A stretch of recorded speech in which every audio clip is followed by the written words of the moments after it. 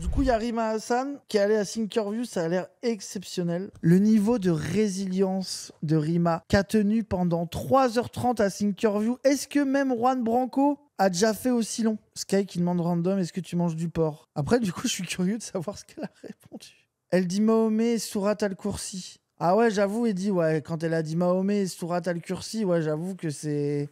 Moi aussi, j'ai bondi de mon siège, genre. Non, mais après, attends, j'ironise, ça se trouve, c'est un truc de fou. Je sais que Mahomet, faut dire Mohamed. Ça, je sais ça. Mais l'autre truc, c'est quoi? C'est comme si elle disait que le G dans LGBT, c'était goy, c'est bon?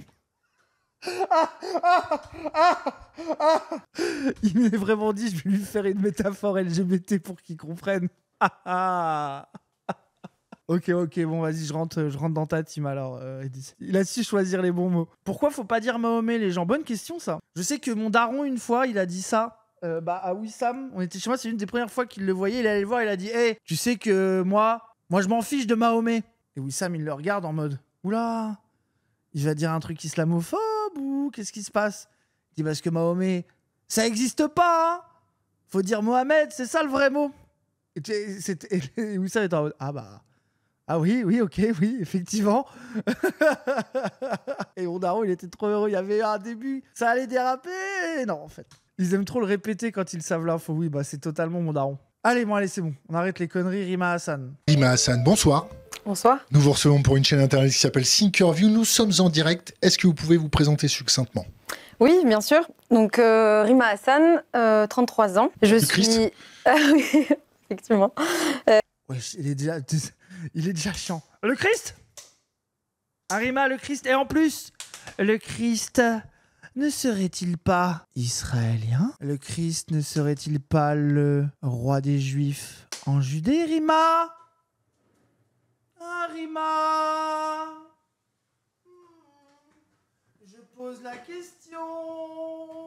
Tu rigoles, mais la question va être posée, mais non. Cette question y est.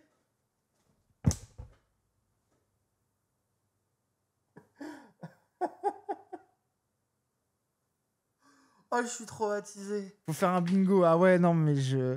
Est-ce que... Non, mais attendez. Parce que dans le bingo Thinkerview, pour moi, il y a un truc. Est-ce qu'il lui demande à un moment quelque chose à me dire sur le chiffrage des données? C'est comment il pose la question? Qu'est-ce que tu prends comme mesure pour sécuriser tes rapports avec tes assistants? Tu chiffres? Est-ce que tu chiffres tes données? La Russie, ah ouais, la Russie. Le upper class.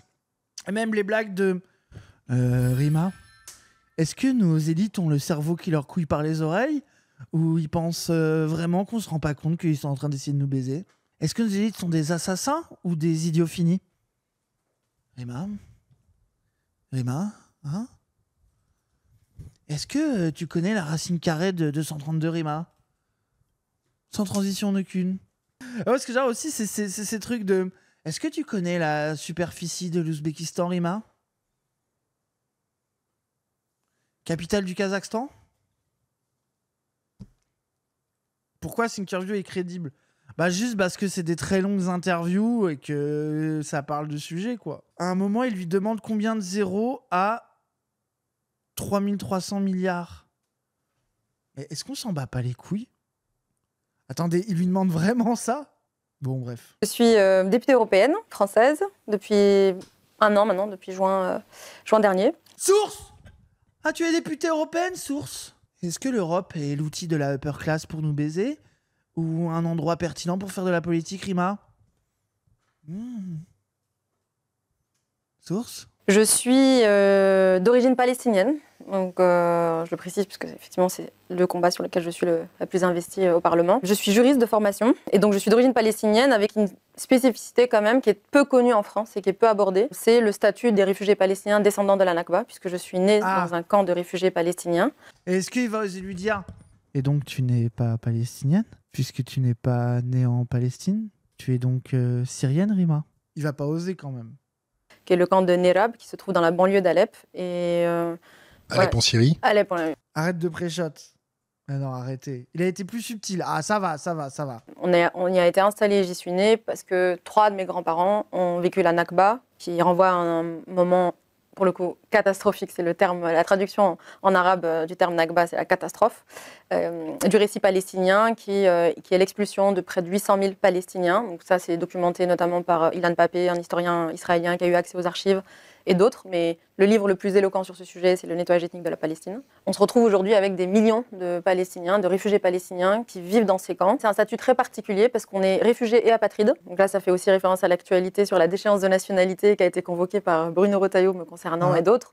Et finalement, ils se sont rendus compte que j'étais apatride, donc voilà, ils ne connaissaient pas vraiment le statut. C'est vrai qu'ils ont voulu la démettre de sa nationalité parce qu'elle est pro-palestinienne. C'est incroyable. Et ça, moi j'adore parce qu'elle parle de la Nakba, du coup, juste 800 000 Palestiniens déplacés, mis dans des camps pour pouvoir coloniser. Et pour les sionistes, c'est leur argument pour prouver qu'elle n'est pas palestinienne. Ah, mais on l'a bien eu. Elle avoue donc qu'elle n'est pas palestinienne.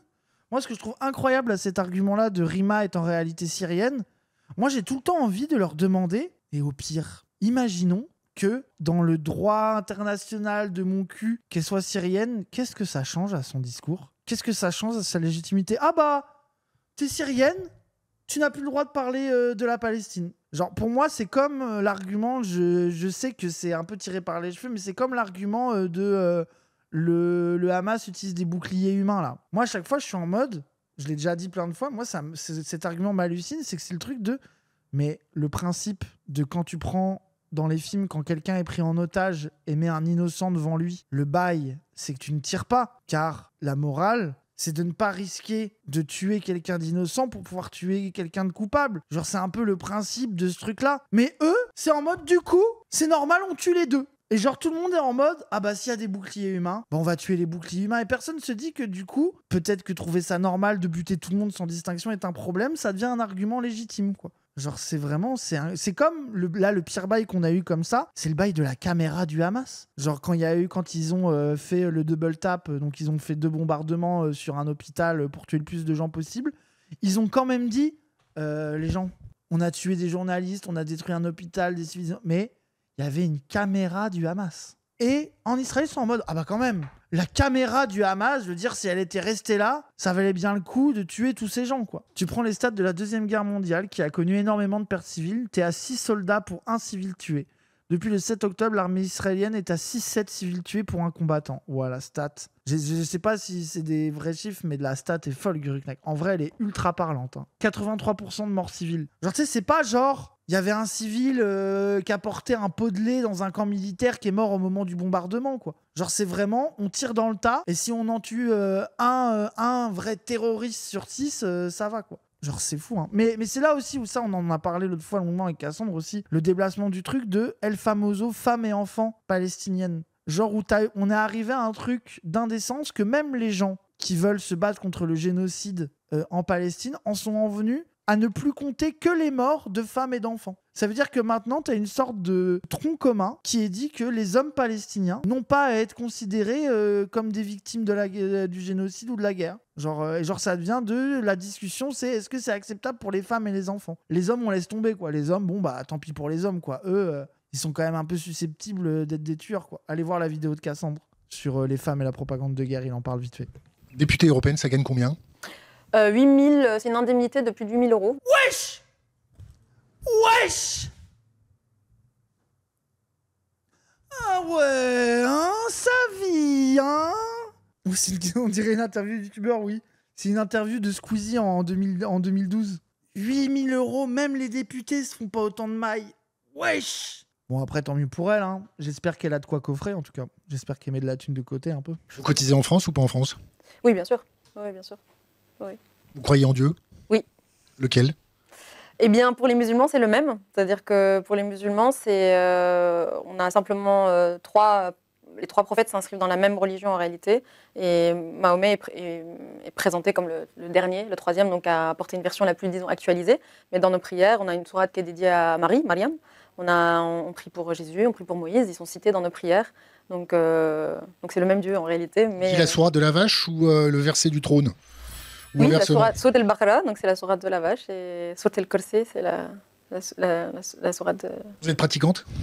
Oui, j'en... C'est ça qui t'a mis en colère, Eddy? Mahomet, l'islam de Californie. Le fait que lui, il dise verset du trône et elle se trompe.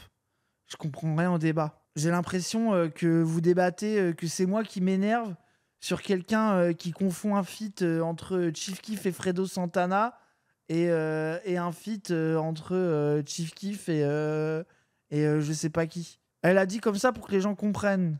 Oui, c'est de la haute-wokisme multime, quoi. C'est un verset, pas une sourate. Ah oui, d'accord. Donc, dans ce moment-là, c'est pas vraiment le couplet, c'est le pré-refrain. Non, mais ok, d'accord, ok. En vrai, il n'y a rien de crazy, c'est une erreur. Ce qui me dit, c'est qu'elle est pas au point, elle peut se permettre de se gourer. Elle a déjà les muscles au cul par ses positions politiques, donc parle-en pas ou parle bien, ou c'est une interview que ça va être utilisé contre toi. Ouais, mais le problème, là, je vois ce que tu veux dire, Eddie, mais le problème, c'est que t'es chez Thinkerview et que le but, lui, sa DA, c'est de te poser des questions sans rapport pour essayer de te piéger et montrer que tu connais pas tout sur tout, absolument par cœur, parfaitement, quoi. Genre, bon. Manger du cochon Non. Vous avez tort. C'est bon, le cochon. On n'est pas les seuls sur ce point-là. On est, avec les Juifs, on est d'accord sur cette pratique-là. Mais voilà, en fait, c'est un refuge. Je pense que c'est un moment de sérénité quand j'y vais. Et je pense que c'est pareil pour toutes les personnes croyantes, quoi. Cette discussion, c'est 50% des interactions qu'on a avec les Blancs qui nous ont rencontrés 3 minutes plus tôt. Après, moi, je suis désolé sur ça. I stand with the whites. Pourquoi vous mangez pas de porc, bordel? Oh, c'est bon, j'arrête la blague. Ça m'a fatigué. J'avais envie d'y aller, mais c'est bon. Je me suis fatigué moi-même. Allez, hop, on continue. De s'en remettre à quelque chose qui nous dépasse. Un ami imaginaire. Oui, un confident, un ami. Oui, c'est un peu tout ça. Putain, mais elle est trop gentille. Le mec, il lui fait vraiment le truc de un ami imaginaire. Tu crois à un monsieur dans le ciel? Est-ce que tu peux me prouver que Dieu existe? Elle est trop gentille. Il dit oui, c'est mon confident, mon ami. On trouve un peu tout ça dans la spiritualité, quelle qu'elle soit d'ailleurs. Enfin, je veux dire, c'est pas que pour les musulmans ou les religions monothéistes. Je veux dire, il y a d'autres formes de spiritualité. Le yoga aujourd'hui, qui est super démocratisé comme étant une pratique à la mode, etc. Initialement, la salutation du soleil, c'est une prière. Donc, je veux dire, il y a plein d'autres formes de spiritualité qui sont aussi un peu des sas de sérénité, de coupure. De contrôle. Ça dépend d'où ça vient. Pourquoi les musulmans, ils mangent pas de porc? Mais attendez, mais on est d'accord qu'on s'en branle?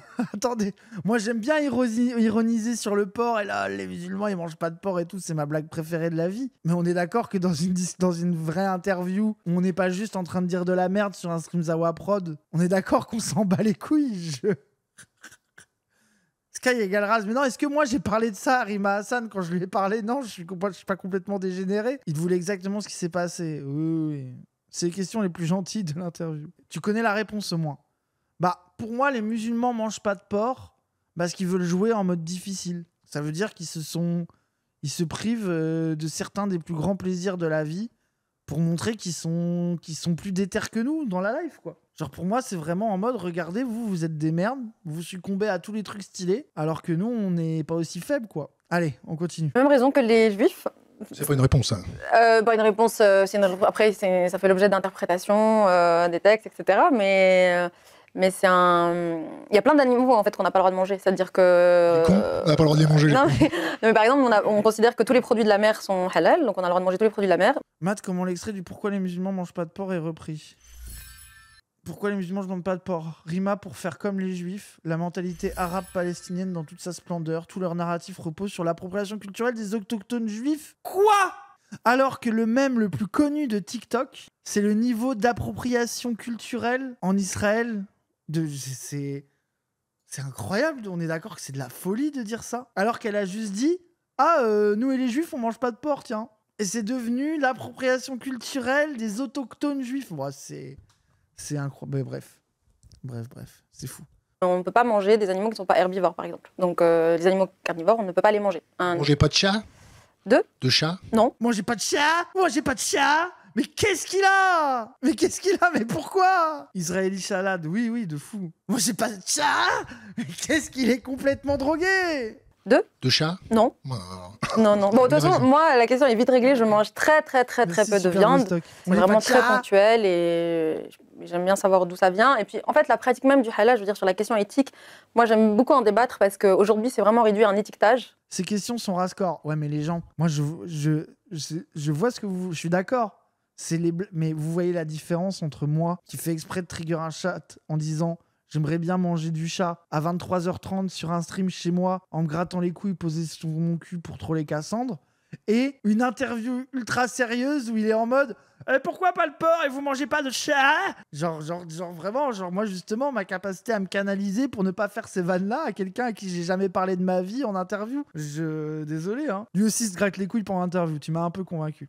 Est-ce que vous faites la différence entre l'étard et une députée européenne?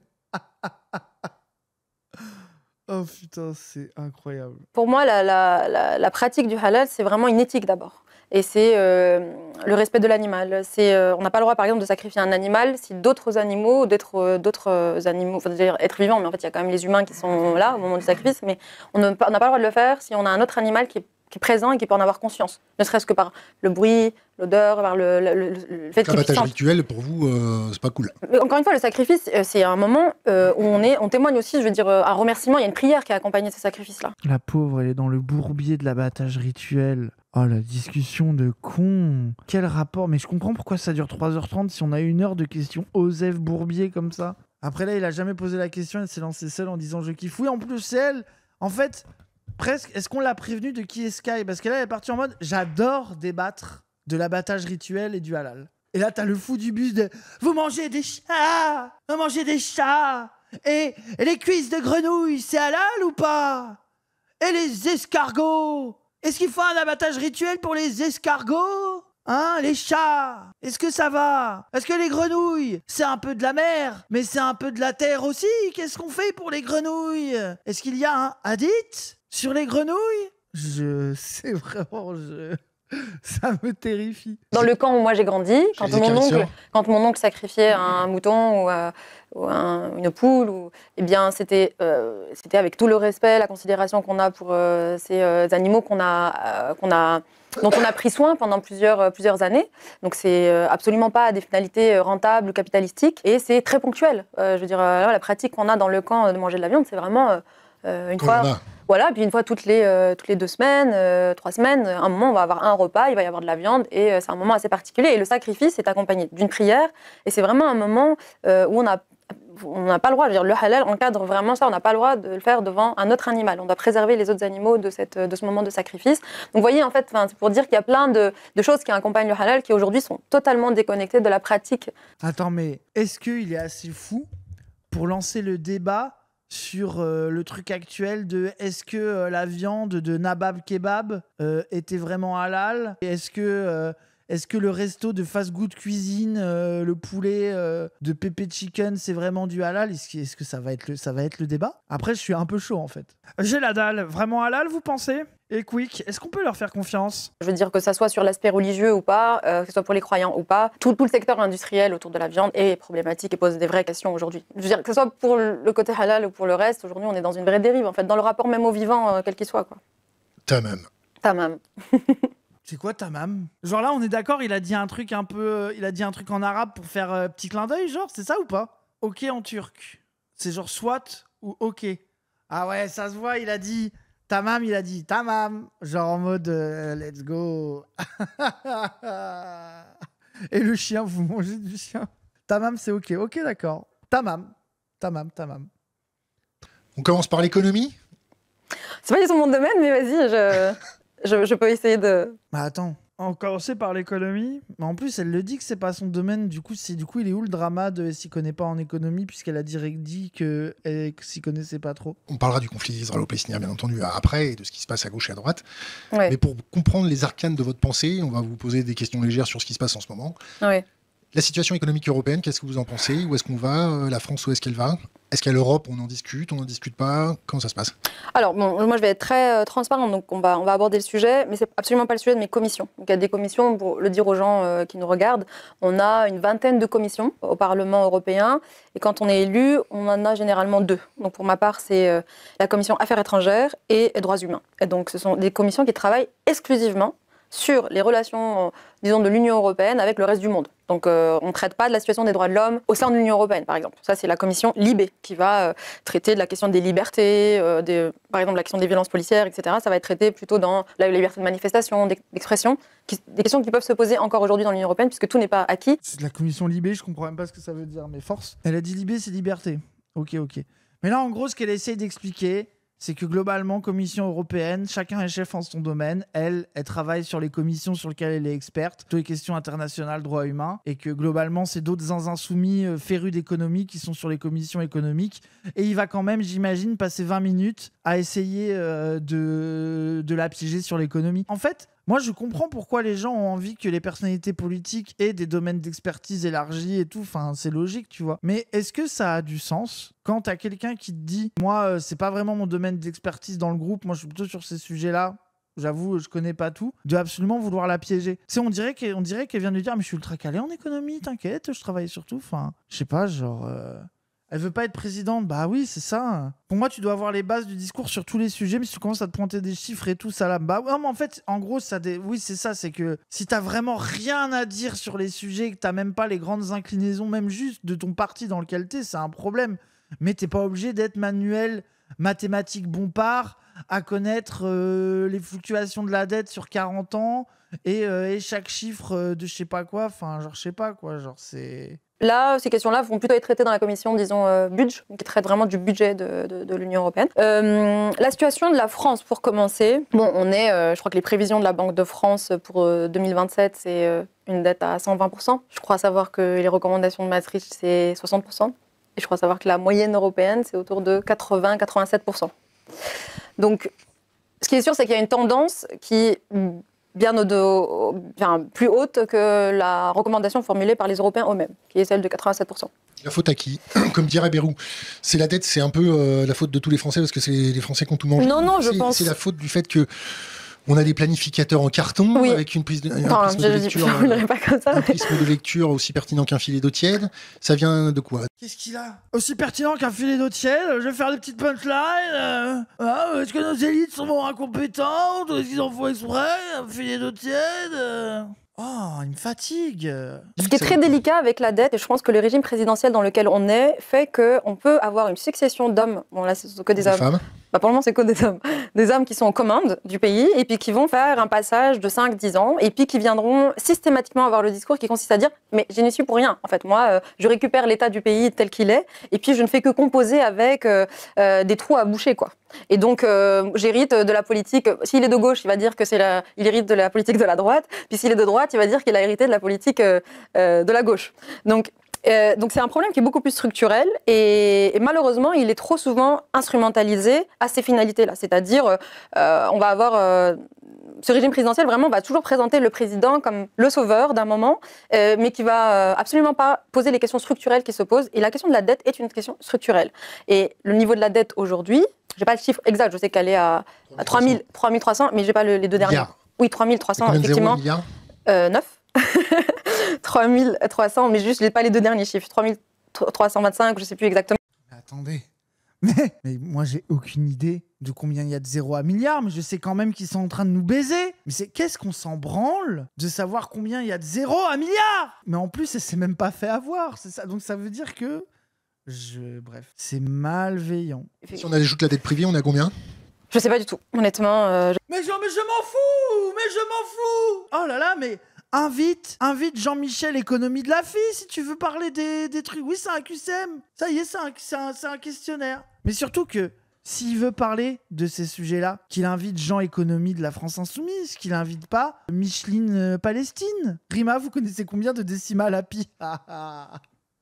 Il faut aussi faire attention, je crois, pour les citoyens qu'on est, au discours qui consiste à convoquer cette question de la dette pour soit dissuader l'opinion de se mobiliser sur les questions sociales. On en a besoin, on le voit avec la retraite, on le voit sur la question de la précarité, on le voit sur la situation de la jeunesse, on le voit sur la question des sans-abri, on le voit sur la question du travail, des soins, effectivement, je veux dire l'école, l'état des hôpitaux, enfin il y a plein de sujets sur lesquels on a intérêt à se mobiliser, se structurer en tant que citoyen. Et je trouve que la question de la dette est souvent aussi convoquée pour empêcher ou justifier des politiques d'austérité ou dissuader, les présenter un peu comme des irresponsables, quoi. C'est-à-dire que s'ils visent à demander un peu plus d'argent public dans tel ou tel secteur, on va tendance à les ridiculiser, à leur dire mais vous êtes complètement inconscient, hein, vous voyez pas le niveau de la dette en France, donc effectivement ça peut dissuader certains de... Si je vous dis... Bah c'est bon, genre c'est vraiment, voilà, elle a les bases du truc feed, ah là là, en plus il y a la dette, en plus vous vous en servez contre nous pour justifier... de détruire les services publics. Pourquoi vous voulez nous baiser? Moi, ça me va très bien, c'est bon. Genre qu'est-ce qu'il veut de plus? Elle veut qu'elle compte, elle veut qu'elle connaisse par cœur chaque chiffre de con sur le sujet, alors que c'est pas sa spécialité à la fille en politique. Mais en fait, moi, ce que j'aime pas ça, c'est que c'est vraiment amener un truc où t'es obligé de faire croire que t'es expert en tout et que la politique, c'est maîtriser sur le bout des doigts chaque putain de sujet. Ce qui est pour moi, ce qui est inhumain, et ce qui va même à l'encontre de pouvoir inclure des gens différents en politique. À un moment donné, avoir un parti, avoir des gens, c'est avoir des gens qui sont experts en leur domaine, à qui tu fais confiance sur leur domaine de compétences, et qui, eux, en retour, font confiance aux autres sur leur domaine de compétences. Et que quand Rima a un trou, une question un peu précise économiquement, elle sait qu'elle va pouvoir contacter Jean-Michel Économie. Et Jean-Michel Économie, quand il a besoin d'avoir une data sur la Palestine ou sur le droit international ou sur ces questions-là, il va envoyer un message à Rima. Enfin, je sais pas, genre, ça me paraît quand même être la base d'un collectif politique. Pas besoin d'un bac plus 8 public pour savoir que Bayreuth baisse en supprimant du jour férié. Oui, enfin, ça me paraît quand même être la base d'un collectif militant, quoi. Thinkerview, c'est des bandeurs technocrates. Oui, je vois ce que vous voulez dire. Que les intérêts de la dette française par jour, c'est l'équivalent à notre consommation énergétique physique par jour. Ouais. En gros, ça veut dire que ce que la dette nous coûte par intérêt, c'est le même prix pour l'élec, quoi. Et ça vous fait penser à quoi? Bah, qu'il faut pas payer la dette pour pouvoir payer d'autres trucs, et qu'on s'en branle de payer les intérêts d'une dette à des banques privées dont j'en ai rien à battre. Est-ce que c'est la bonne réponse? On paye pas. Et qu'il faut supprimer les intérêts, on s'en branle, on a un État. Qu'est-ce qu'ils vont faire si on la paye pas? Tu veux pas faire Thinkerview? Moi, Thinkerview, le désastre. Chaque question je pense que il me demande combien il y a de 0 à 330 milliards, je me mets à baver. Je me roule en boule dans le fauteuil. Ça y est, c'est fini. L'interview se finit là. Bah, c'est vertigineux, ça. Je me représente pas vraiment les chiffres, mais je crois que c'est une proposition également de Jean-Luc Mélenchon de supprimer justement ces taux-là. Donc, quel taux? Les taux d'intérêt qu'il y a sur cette dette-là. Donc, pour pouvoir les réinvestir. On supprime un coup de baguette magique, on répudie la dette, comment ça se passe? Bah oui, on dit on paye pas, nous. Mais ça, vous voyez en fait pourquoi c'est un problème? Parce qu'il y a que les Cassandres qui ont le droit de parler de politique. Moi, c'est ça qui m'énerve. Ça veut dire que t'as que les bons élèves complètement dégénérés de Cassandre où sa vie, c'est d'être à poil dans un bureau à jouer en TFT en écoutant un podcast en anglais sur la propagande israélienne, tout en lisant un livre d'économie et en répondant sur des boucles militantes. Et si t'es pas cet autiste multifonction qui passe 15 heures par jour à lire, tu n'as pas le droit d'exister en politique. Tu n'es plus légitime, tu n'as pas le droit de t'exprimer. Ça y est, c'est fini. Genre, c'est insupportable. Qu'est-ce qu'on s'en branle qu'elle sache pas exactement le bail de taux d'intérêt de mon cul de la dette alors que t'as 10 000 personnes à la FI qui travaillent sur le sujet et à qui elle fait confiance? Quand on est en politique, il faut aussi faire preuve d'humilité. Moi, je ne me présente pas au présidentiel et je n'ai pas vocation à répondre à tous les enjeux auxquels on est confronté, citoyens, hommes ou femmes politiques. Il faut s'entourer. Ça, c'est le reproche que j'ai peut-être à formuler pas que à la Macronie. Je veux dire, c'est une tendance qu'on a, c'est de pas suffisamment s'entourer d'experts qui n'ont pas un agenda politique, de droite ou de gauche. Alors j'étais d'accord avec le début de faut s'entourer de gens qui savent, on n'est pas obligé de tout savoir. Mais ça c'est l'avis, j'ai déjà vu une autre personne qui a cet avis qui est là, de dire faut qu'on fasse confiance à des experts. C'est grâce aux macronistes, c'est Laganerie qui a le mec que j'ai vu défendre le même avis aux universités d'été de la FI, de dire à un moment donné, on demande à des personnes politiques qui font semblant de tout savoir de prendre des décisions sur des sujets qu'ils maîtrisent pas, alors que on pourrait demander à des gens vraiment experts dans ce domaine-là de le faire. Avis société civile. En fait, moi, je pense que tu as une version low IQ de ça et une version high IQ de ça. Mais en même temps, c'est vraiment dangereux parce que le problème de ça, c'est que tu as envie de poser la question, qui c'est qui who's watch the Watchmen, quoi? Qui surveille les experts, qu'ils sont experts d'une manière qui est globalement dans l'intérêt du bien commun. Mais en même temps, des fois, c'est pas complètement con parce que tu vois, par exemple, dans des gestions municipales, par exemple, où tu as un mec qui arrive, qui croit tout savoir sur tout et qui va écouter personne sur des questions, je sais pas, d'urbanisme, où t'as un Jean-Michel qui s'est jamais intéressé à ce sujet-là et qui refuse d'écouter des gens qui disent attention, si tu fais ce choix-là, tu vas foutre la merde, et qui fait trucs qui n'en fait qu'à sa tête et qui dépense des milliers et des millions dans des décisions d'investissement complètement débiles. Je pense que ça arrive en politique, ce truc-là de pas vouloir écouter le gars qui sait un peu de quoi il parle, mais en même temps, ce truc de là, du coup, si tu ne réfléchis comme ça, on arrête la politique en fait. Ça veut dire qu'on n'a pas besoin d'élections, on n'a pas besoin de décisions politiques. Ça veut dire que la vie est un monde d'experts. Il suffit d'avoir des gens qui se sont préparés, qui ont travaillé à un sujet et naturellement, ils seraient plus à même de prendre les décisions pour les autres. Non, la vérité, c'est que tu es quand même obligé de écouter les gens qui sont experts et qui sont domaines dans un truc, mais pour pouvoir prendre la décision de s'il faut l'écouter, tu es obligé de t'y intéresser un minimum. Et c'est là aussi où tu en reviens au fait d'avoir une base idéologique solide,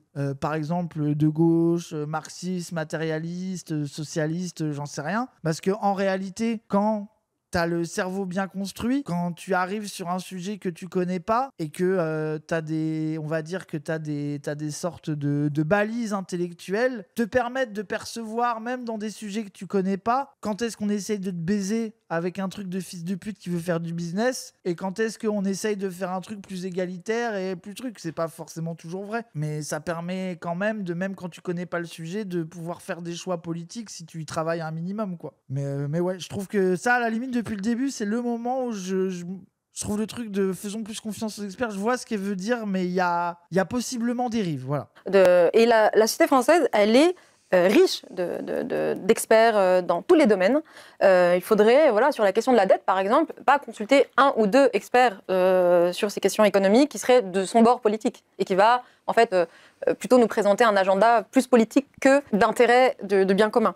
Ça, je suis pas d'accord avec ce qu'elle dit. Parce que, en fait, je comprends pourquoi elle le dit dans un truc un peu on s'envoie à la face nos économistes de gauche, le truc, parce que je suis un affreux gauchiste, mais la vérité, c'est que les experts sur la dette qui veulent le bien commun, c'est ceux qui sont de gauche, en fait. Et ceux qui veulent pas le bien commun, c'est les droitards qui utilisent justement la question de la dette pour justifier de défoncer l'école, l'hôpital et tous les services publics possibles. Et voilà, quoi. Genre c'est quand même pas compliqué voilà, quoi. Après, bien sûr, à l'intérieur des solutions dites de gauche, il y en a sûrement certaines qui sont plus ou moins réalistes, etc. Et là, c'est là que ça devient compliqué de trancher. Mais tu vois, en fait, c'est l'avis un peu apartisan on n'écoute que notre bord politique. Bah oui, je veux dire, déjà, au sein des économistes de gauche et des solutions sur la dette de gauche, t'en as 10 000 différentes, quoi. T'en as des contradictoires, t'en as des qui s'accommodent du capitalisme, d'autres qui veulent le détruire. Enfin, rien que ça, déjà, faut trancher, quoi. Genre, pas besoin d'aller chercher random droitard qui nous casse les couilles, quoi. Mais bref. Réunir les plus grands experts sur ce sujet et les mobiliser pour un intérêt commun qui serait pas politique. L'intérêt général, l'intérêt de la patrie. Mais bien sûr, je veux dire, la question de la dette, comme je le disais, c'est une des questions qui doit vraiment dépasser l'appartenance des uns et des autres à un appareil, à un mouvement. Donc, c'est une des questions sur lesquelles il faut urgemment se réunir. Ok, je la pensais pas si naïve. Je sais pas si c'est de la naïveté. Je pense que c'est aussi le syndrome d'être députée européenne. Parce que de ce que j'ai compris, de ce qu'on m'a expliqué, notamment Cassandre, sur le fonctionnement de l'Europe, c'est que par exemple à l'Europe, tu remarques qu'il y a beaucoup de votes qui se font avec énormément de gens qui votent la même chose. Parce qu'en fait, c'est vraiment le fonctionnement européen de réunir des gens pas d'accord qui vont discuter, négocier et arriver à des consensus pour ensuite arriver à un vote général, etc. Et c'est justement ce travail des fameuses commissions. C'est que tu réunis en commission plein de gens qui sont compétents dans leur domaine pour discuter et réussir à arriver au consensus le plus large possible. IMO, avis de juriste aussi. Ah oui, donc il y a le côté l'Europe avec ce fonctionnement un peu mon cul machin, et aussi le côté juriste à un moment donné, la loi, les textes de loi, presque on pourrait arriver à une objectivité d'une analyse du réel, d'une analyse du truc, et l'objectivité est atteignable comme endroit, quoi. Ok. Il y a un bail en Europe où il parle avec plus de lobby et d'experts qu'au niveau national. Oui, c'est ça que je disais. C'est qu'apparemment, en Europe, t'as vraiment un truc où, au sein des commissions, tu discutes énormément du sujet, qui fait qu'au moment où t'arrives au vote, en vrai, même les gens qui sont pas forcément des mêmes courants sont déjà tombés d'accord en commission, et que les débats fonctionnent différemment, et que surtout, les couloirs de Bruxelles sont remplis de lobbyistes. Mais apparemment, t'as autant des lobbyistes, je sais pas, pour le pétrole et de trucs de capitalistes de droite, que des lobbyistes écolos, que des lobbyistes, je sais pas, de tout truc, quoi. Ça veut dire que t'as vraiment des gens qui sont là pour défendre des intérêts politiques, mais de plein d'idées différentes, quoi. C'est pas parce que quand t'entends lobby, moi, quand on me dit lobby, à chaque fois, j'entends Jean-Michel pétrole, Jean-Michel cigarette, Jean-Michel pharmaceutique, machin, etc., quoi. Je sais pas s'il y en a autant, mais t'en as aussi, en tout cas. Le lobby LGBT. Alors, ouais, dit le lobby LGBT, il est pas que à l'Europe. Le lobby LGBT est absolument partout. Vous ne vous débarrasserez pas de nous. Ça, c'est vrai. S'il y a bien un truc réel, c'est le lobby LGBT. Il suffit de mettre un pied à la France Insoumise pour le constater. C'est qu'on va avoir des révoltes, des émeutes, un pays paralysé d'ici 12 mois. Pourquoi d'ici 12 mois? Parce que là, on a déjà l'échéance du 10. Le 10. C'est une mobilisation, le 10. Oui. Là, je vous parle d'un mai 68 sous stéroïdes, avec des camions de la gendarmerie qui ressemblent plus à des VAB avec des mitraillettes sur le toit, plutôt qu'autre chose. Mais qu'est-ce qui putain de raconte? Rima Hassan, dans 12 mois, c'est la révolution? Rima Hassan Rima Hassan, dans 12 mois, est-ce que la police va tirer dans la foule pour empêcher la révolte populaire, gilets jaunes, patriotes? Est-ce que Macron, quand il fait la guerre à la Russie, il le fait aussi pour empêcher le mouvement social? Est-ce que la politique anti-Poutine du gouvernement ne serait pas une autre manière de dire qu'ils détestent les gilets jaunes, Rima? Et que du coup, ils vont tirer à la mitraillette sur la foule? 12 mois, de manière ultra arbitraire. Mais peut-être les gens, qu'ils ont fait du big data mining de hackers et que leur big data mining chiffré de hackers en Raspberry Pi leur a dit qu'il y allait avoir la révolution dans 12 mois. Et ça, vous le savez pas, vous. Parce que vous n'êtes pas des hackers data miners Raspberry Pi, Darknet, chiffrés. Voilà. Ce qui est sûr, c'est qu'il y a une tension, une colère, un sentiment de trahison aussi. Et qui se comprend. Et Raison pourquoi? Pourquoi? Parce qu'on a eu affaire à des promesses non tenues. Parce qu'on a eu affaire aussi à des gens qui sont au pouvoir et qui ont un fonctionnement de caste. Enfin, je veux dire, la défense des intérêts privés. Parti confondu? Oui, totalement. Tout parti confondu.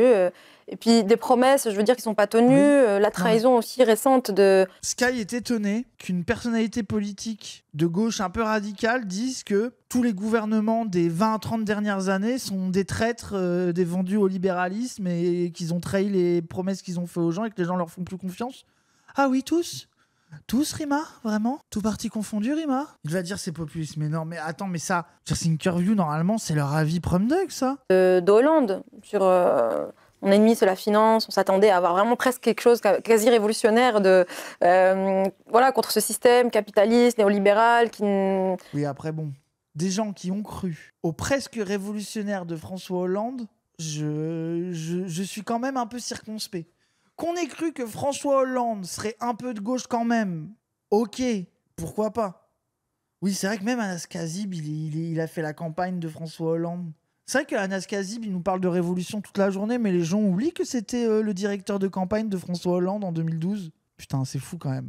Franchement, Anas Kazib, de conseiller principal de François Hollande à l'Élysée à Révolution Permanente, c'est quand même un parcours de fou. Mais non, jure, mais les gens, vous êtes complètement... C'est pas possible que vous croyiez à ça. Le fait qu'il y en a, ils croient from duck qu'Anas Kazim, il était directeur de campagne de François Hollande. Dorénavant, tout est vrai.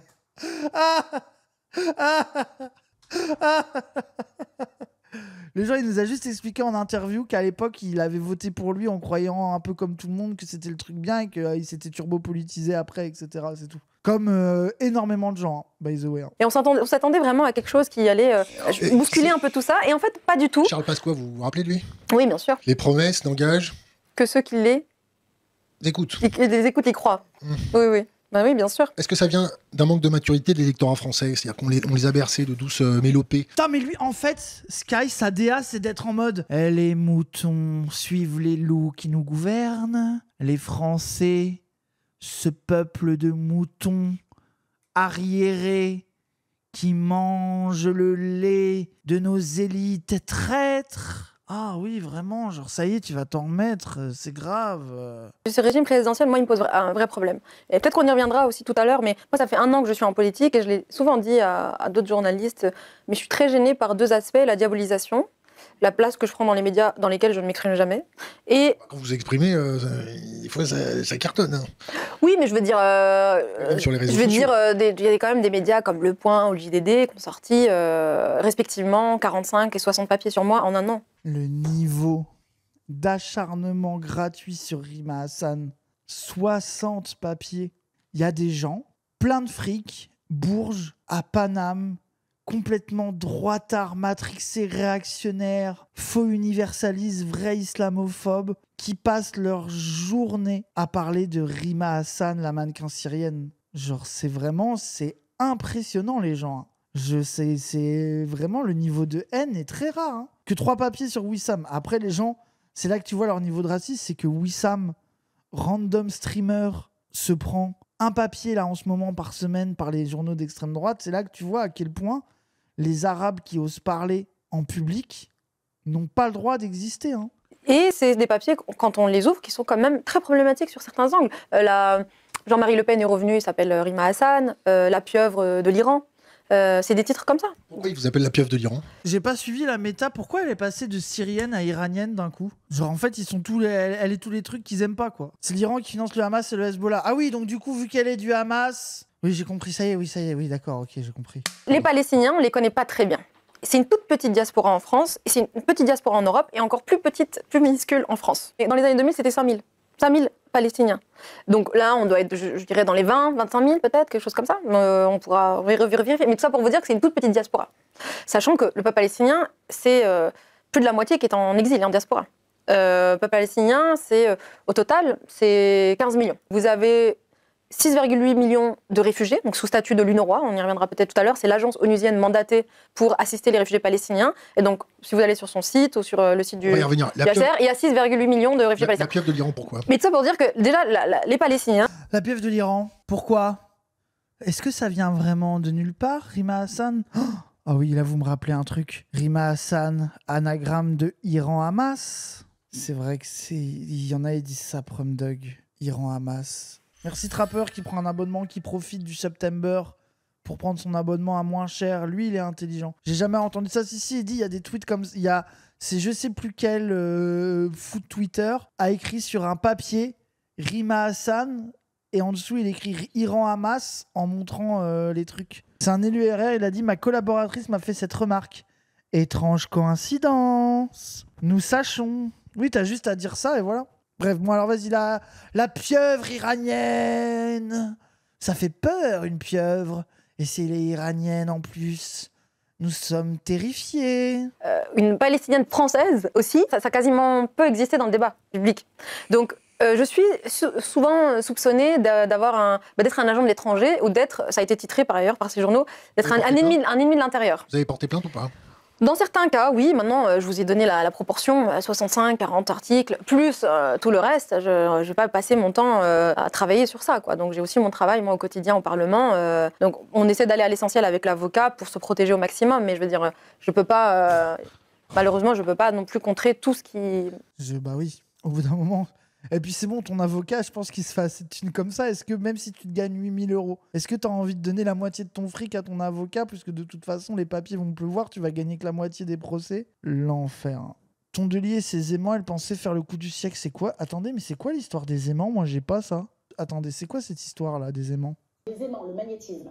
Vous voyez, les aimants, chacun a un pôle nord et un pôle sud. Jean-Luc Mélenchon et ou tout le PS et toute la FI. Si je mets, est-ce qu'on peut filmer là l'aimant?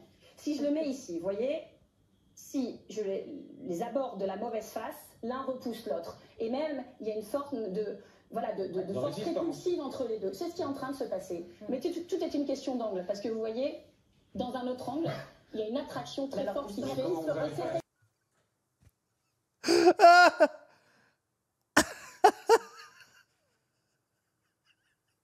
Le plus exceptionnel, c'est la vidéo avec l'angle bizarre où elle a la tête gonflée. Ouais, je suis désolé. Les aimants, c'est incroyable. Mais tout repose sur cette image. Comment il a fait pour que ça se déforme comme ça?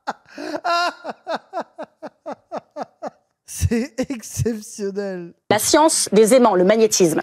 Vous voyez, les aimants, chacun a un pôle nord et un pôle sud. Elle était cringe de baiser avec ses aimants. Ces happenings de Gaulmont ne masquaient pas le vide abyssal de son programme. Elle était condamnée à ramasser les miettes du PS et à surjouer son personnage de Tata Franc du Collier. Après 2027, elle deviendra revendeuse de vestes vertes d'occasion sur Vinted. Après, la version de Mao est drôle, mais je suis désolé, celle-là est 100 fois au-dessus pour la déformation. Tout le PS et toute la FI. Si je mets, elle est trop fière d'elle, non. Ah non, arrête. Si je les abords de la mauvaise Ah l'un En plus, j'adore parce que ça marche pas de fou. Genre, c'est pas incroyable. Genre, c'est la meilleure vidéo politique de tous les temps. Mais tout est une question d'angle, parce que vous voyez, dans un autre angle, il y a une attraction très forte qui fait. C'est cet effet-là que je vais retrouver. C'est incroyable. Franchement, Marine Tondelier, elle est inarrêtable. Dans sa tête, elle est vue comme l'unioniste parfaite. Mais il y a le fait que quand elle a parlé à son équipe de « j'ai une idée, je vais leur faire le coup des aimants pour leur expliquer la fille et le PS, s'il te plaît, trouve-moi des aimants » et qu'il n'y ait personne dans son équipe qui lui ait dit « Marine, ce n'est pas une bonne idée. Ne fais pas ça. On comprend pas. C'est nul. Ça pue la merde. » Question, si vous aviez été tamponné en Jordanie ou vous avez été tamponné à gauche par les Iraniens. J'aimerais bien qu'il présente... Mais tamponné, c'est quoi? Tamponné en mode... Vous avez été approché? Genre, on vous a fait des propositions quoi? Économiques? Le passeport? Mais non, ça serait le passeport, les visas, on s'en branle, non? Tu veux que je te tamponne? Alors moi, pour me tamponner, il faut de la haute qualité. Hein. Je me fais tamponner que par du nec plus ultra. Hein. Tamponner quelqu'un, c'est dans le lore DGSE. Oui, donc ça veut dire quoi? Approché par des services secrets. Et donc, comme Sky hacker Raspberry Pi Tor de Thinkerview lui demande, elle va être là? J'avoue, je roule pour l'Iran. Je me suis fait tamponner, j'avoue. J'avoue, je suis espionne syrienne. C'est vrai. Maintenant que tu as posé la question, je dois confesser. C'est moi. Je suis une cadre du djihad islamique. Tamam. C'est fou, hein. Arrêtez de dire tamponner. Mais oui, moi, en plus, se faire tamponner, j'ai toutes les images du monde, sauf devenir agent secrète iranienne. C'est la dernière image que j'ai en tête quand on me dit tamponner. Référente française de la section Al-Qaïda Damas. Voilà, je l'admets. Imaginez sans ça en légende, en live sur Thinkerview. Après, ça serait légendaire qu'elle aille dans le truc à fond. Oh putain, c'est incroyable. Ça me fascine. Hein. J'aimerais bien qu'il présente des conclusions d'enquête. Comme ça clarifierait, je pense, les choses. Non, mais pour être tout à fait transparente, oui, quand on arrive au Parlement, donc on doit donner les indications sur ces comptes bancaires, si on en a, peu importe combien on en a, mais il faut donner... Un compte bancaire en Suisse? Bah non. Au Luxembourg? Non. En Irlande? Non. Non, sûrement pas. On vous a fait sauter vos comptes en banque en France? Pourquoi? Parce que vous reveniez pas à votre agence. Non, j'ai vraiment pas eu de... Vos comptes sont en France? Oui, bien sûr. Oui, je peux me donner la banque. Bon, c'est pas un secret, quoi, mais... Hein, on donne pas de nom. On donne pas de nom. Mais voilà, mais oui, en tout cas, ils sont en France.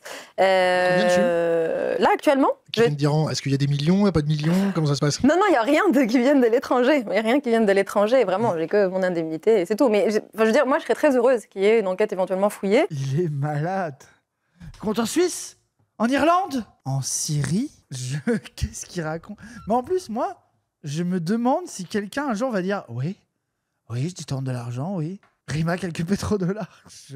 Elle a juste envie de dire mais venez, faites une enquête, comme ça vous pourrez dire que c'est faux. Numéro de sirène de Takash à Kaboul.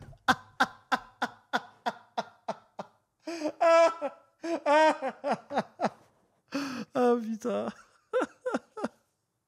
Oh, j'en peux plus. T'as déjà vu la tête de Sky? Ah non? Messieurs, dames, bonjour. Oh, c'est lui! Je représente une chaîne YouTube de hackers où on s'intéresse sur les questions de terrorisme, de finance, de hacking. J'aurais voulu vous poser une question concernant la... Je suis ici, là. Allô? Voilà, impeccable. Wesh! Sa DA. En fait, ce que je trouve fou, c'est qu'on dirait qu'il a fait exprès d'avoir la DA du cliché du geek hacker dans les films américains. C'est vraiment le hacker qu'il pense être. Et il a 4 écrans et il tape très vite. Les lunettes Hackerman.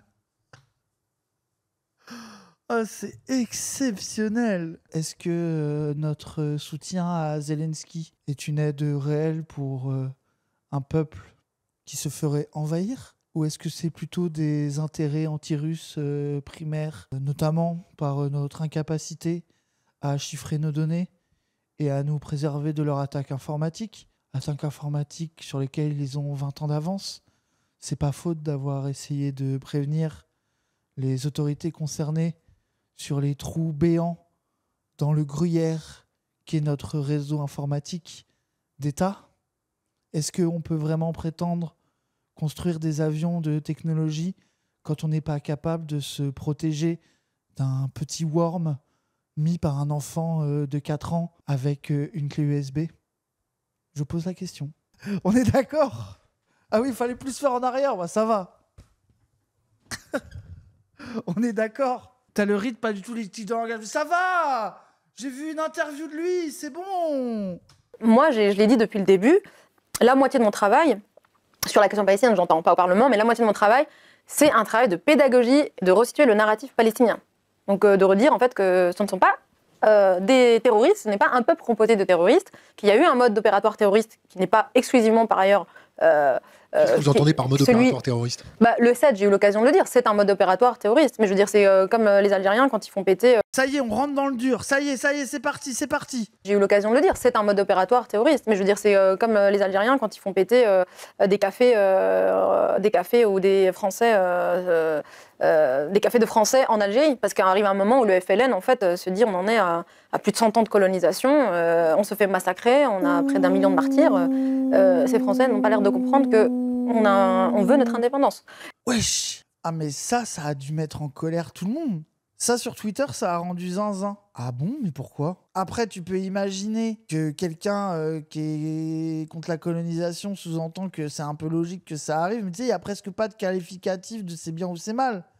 De dire, bah oui, c'est ce qui se passe quand un peuple impuissant se fait coloniser depuis des dizaines, vingtaines, trentaines, cinquantaines, centaines d'années et qu'il en vient à les armes des faibles sont de faibles armes, quoi. C'est repris par tous les médias d'extrême droite. Oui, et leur sous-entendu, c'est quoi? C'est elle avoue que le Hamas, c'est bien, ou est-ce qu'ils sont en mode, bah oui, nous aussi, on est contre le FLN comme on était contre le Hamas, l'Algérie aurait dû rester française et la Palestine israélienne, quoi. C'est tellement... Bah oui, moi, je trouve pas ça choquant, quoi. Genre, la comparaison, elle a du sens... Elle soutient l'Algérie sur le Sahara occidental. Elle dit que le 7 octobre, c'est comme FLN, donc elle valide le 7 octobre. Oui, ok. Non, mais alors que là, c'est facile de comprendre ce qu'elle dit. Elle est en mode, la colonisation et des gens incapables de s'en libérer en viennent à utiliser tous les moyens, même les plus violents, pour arriver à leur fin. C'est pas la première fois que ça arrive. Genre, on est d'accord que c'est vraiment ça, genre, c'est juste ça qu'elle essaye de dire, quoi. C'est quand même pas si compliqué à comprendre, quoi. Je crois qu'il faut resituer, en fait, aussi ces mouvements. L'ANC de Nelson Mandela a été aussi classée terroriste. Nelson Mandela, je connais leur excuse, c'est « Non, ça va, parce que l'AFC, ils ont tué que 100 civils, je crois.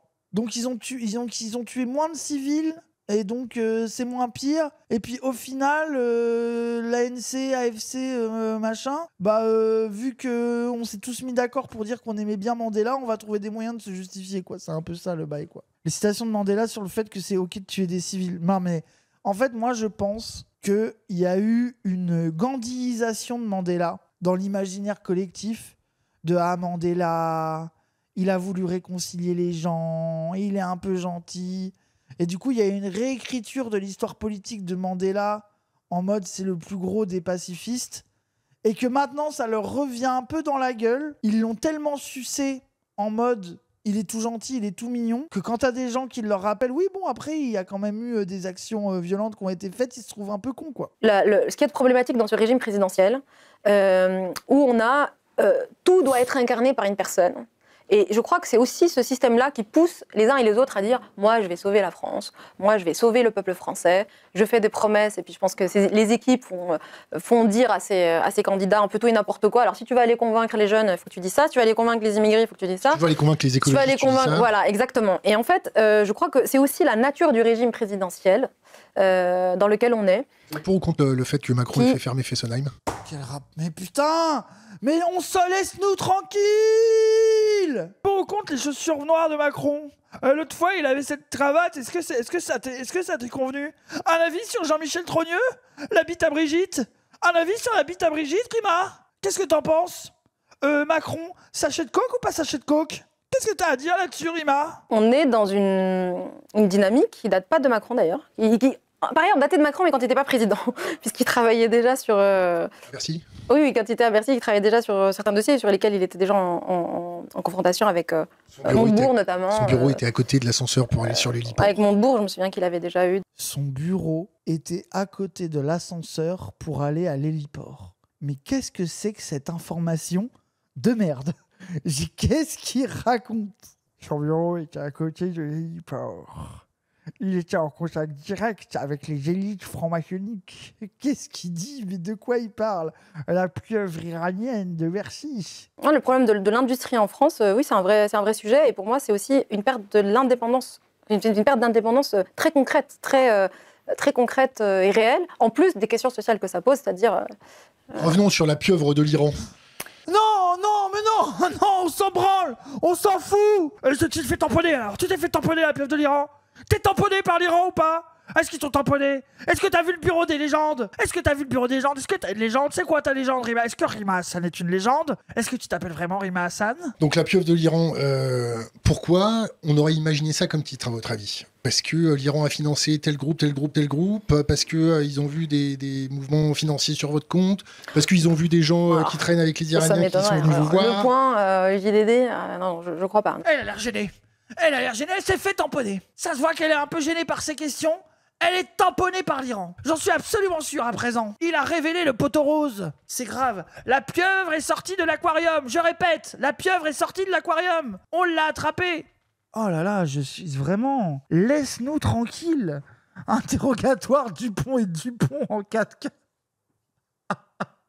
Tu tiens bien ton Cartman. Cartman, elle pousse comme ça. C'est vraiment, Cartman, c'est comme ça. Est-ce que je peux mettre du rouge à lèvres avant de me faire enculer par la pieuvre iranienne? Est-ce que j'ai le droit de donner mon avis? Je pense que ça aurait été largement relayé par des médias un peu plus sérieux et d'investigation. Je sais pas, je veux dire Mediapart ou Le Monde, enfin un peu plus... Donc là, c'est vraiment des articles très vides et c'est des accusations qui sont fondées sur rien. Moi, si vous voulez, j'ai pas tellement envie de rentrer dans les explications dès lors que je considère que c'est une posture raciste. Voilà, enfin je veux dire, on n'a pas expliqué le racisme. Pour moi, on est dans ce que Sophie Bessy décrit comme étant... la construction du nouvel autre en fait en Europe, qui a historiquement été le juif, qui était autour duquel on a construit tous les fantasmes antisémites. Et là, on est dans une pente. Après, du coup, ça y est, j'arrive à écouter. Paie-moi une clope parce que j'aime trop me faire griller une après que tu me baises, maman. Est-ce que tu peux au moins m'offrir un verre avant de me baiser, maman? Ça y est, je peux plus réfléchir, pardon. Autour duquel on a construit tous les fantasmes antisémites. Et là, on est dans une pente plus ou moins, enfin qui reprend de ces codes-là. Et c'est une historienne, elle l'explique très bien dans son livre sur la convocation du terme la civilisation judéo-chrétienne, où elle explique que c'est vraiment... c'est plutôt convoqué à des fins politiques en réalité, justement pour isoler ou laisser penser que ce nouvel autre aujourd'hui, en fait, dans nos sociétés, c'est le musulman. Mais surtout, tu le vois que, en fait, le plaisir complotiste de Sky dans l'interview, c'est qu'il a un peu envie d'y croire. Genre, Rima, elle est tamponnée, quoi. Genre, tu sens que ça le fait un peu bander. Mais ça, tu reconnais aussi les bandeurs de complot. Les bandeurs, tu sais, c'est vraiment, pour moi, c'est vraiment les mecs, leur vision du monde, c'est le bureau des légendes, quoi. Ça veut dire que eux, tu défends une position politique, notamment sur les questions internationales, c'est forcément, il y a un mec qui est venu qui t'a filé une valise de bifton pour que tu dises ça, quoi. Ça se voit, il a du mal à le dire et sans le drama, mais non, mais ça se voit que c'est un torrent de merde dans lequel elle est, avec la pieuvre iranienne, il y a des mouvements d'argent sur vos comptes, vous traînez avec des gens qui auraient traîné avec un pote, du cousin, de la sœur, du chien d'un Iranien, genre, vas-y, c'est bon. Oh là là là là. Vous parlez latin? L'antisémitisme. Non, j'ai fait latin, mais... Mais vous parlez latin? Mais qu'est-ce qu'il a? Vous parlez latin? C'est quoi cette question? Vous parlez latin? Pieuvrum Iranus. Veni Vidi Vici, ça vous dit quelque chose? Quelque chose à dire? Hein? L'Iran? Aléa Jacta Est? Rosum Rosae Rosus? Rosum? Les déclinaisons, vous les connaissez? Rosae Ramas. Je ne parle pas latin. INRI, ça veut dire quoi? Franchement, j'étais très nulle. Revenons. INRI, ça veut dire quoi? Mais regarde, là, ça se voit que ça y est, elle craque. On est d'accord qu'elle a essayé de se contenir depuis le début. INRI, ça veut dire quoi? Hein, tu sais pas, Rima? Et tu veux être élu? Tu sais pas ce que veut dire INRI? Qu'est-ce qu'on s'en branle? Regardez sa tête, Rima, elle est en mode, ce mec est con. INRI, Jésus de Nazareth, roi des Juifs. C'est ça? Non, attendez. Ça veut dire ça, INRI? C'est un truc sur Jésus, roi des Juifs? Mais non. Mais non.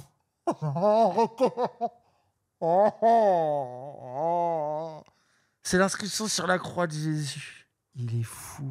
De la pieuvre iranienne à Jésus, le roi des Juifs. Je pense que c'est en réalité, on croit que c'est nul, mais c'est l'interview of all time finalement. Revenons au mode opérateur terroriste. Oui. Nous, on a vu les vidéos qui avaient été tournées par les mecs qui débarquaient en ULM pour aller massacrer des gamins qui faisaient un concert. On a revu la même symbolique que les mecs qui allaient massacrer, les radicaux islamistes qui allaient massacrer des gens en Syrie.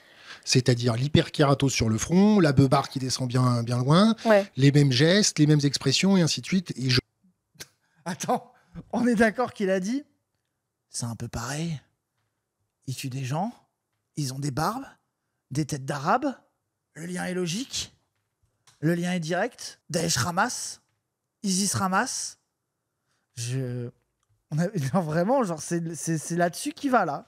Là, on va sur le truc de, quand même, les Arabes de Daesh, ils ressemblent vachement au niveau de la beubare et de leurs expressions quand ils tirent avec des armes que les Arabes de Daesh. Là, c'est l'analyse politique de Sky Hacker Thinkerview. Ça, c'était qui? C'était le Hamas? C'était des mecs du Hamas qui avaient été recrutés dans d'autres mouvements djihadistes? Alors, ce qui explique très bien... Attendez.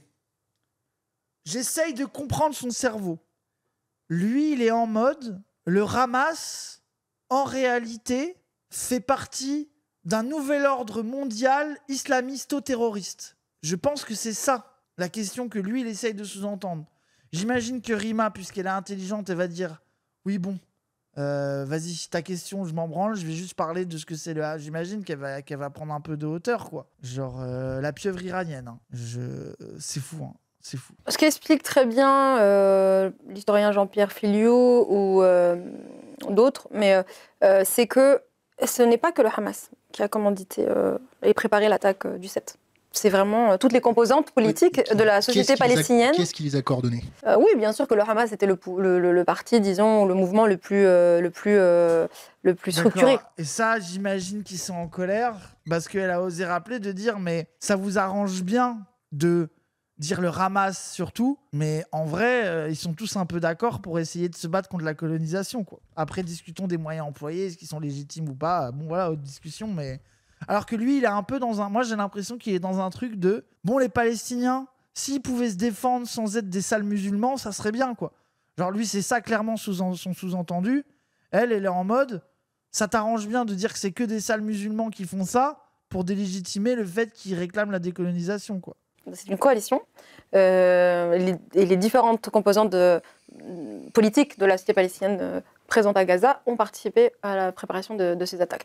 Donc maintenant, le vrai sujet autour de cette question du 7 octobre et de la qualification du terrorisme. Ouais, voilà, tu vois. Genre, est-ce que lui, il est nul, il est en mode, est-ce qu'au final, c'est pas un peu Daesh? Et là, c'est là aussi où elle a la bonne méthode dans des interviews de cons comme ça.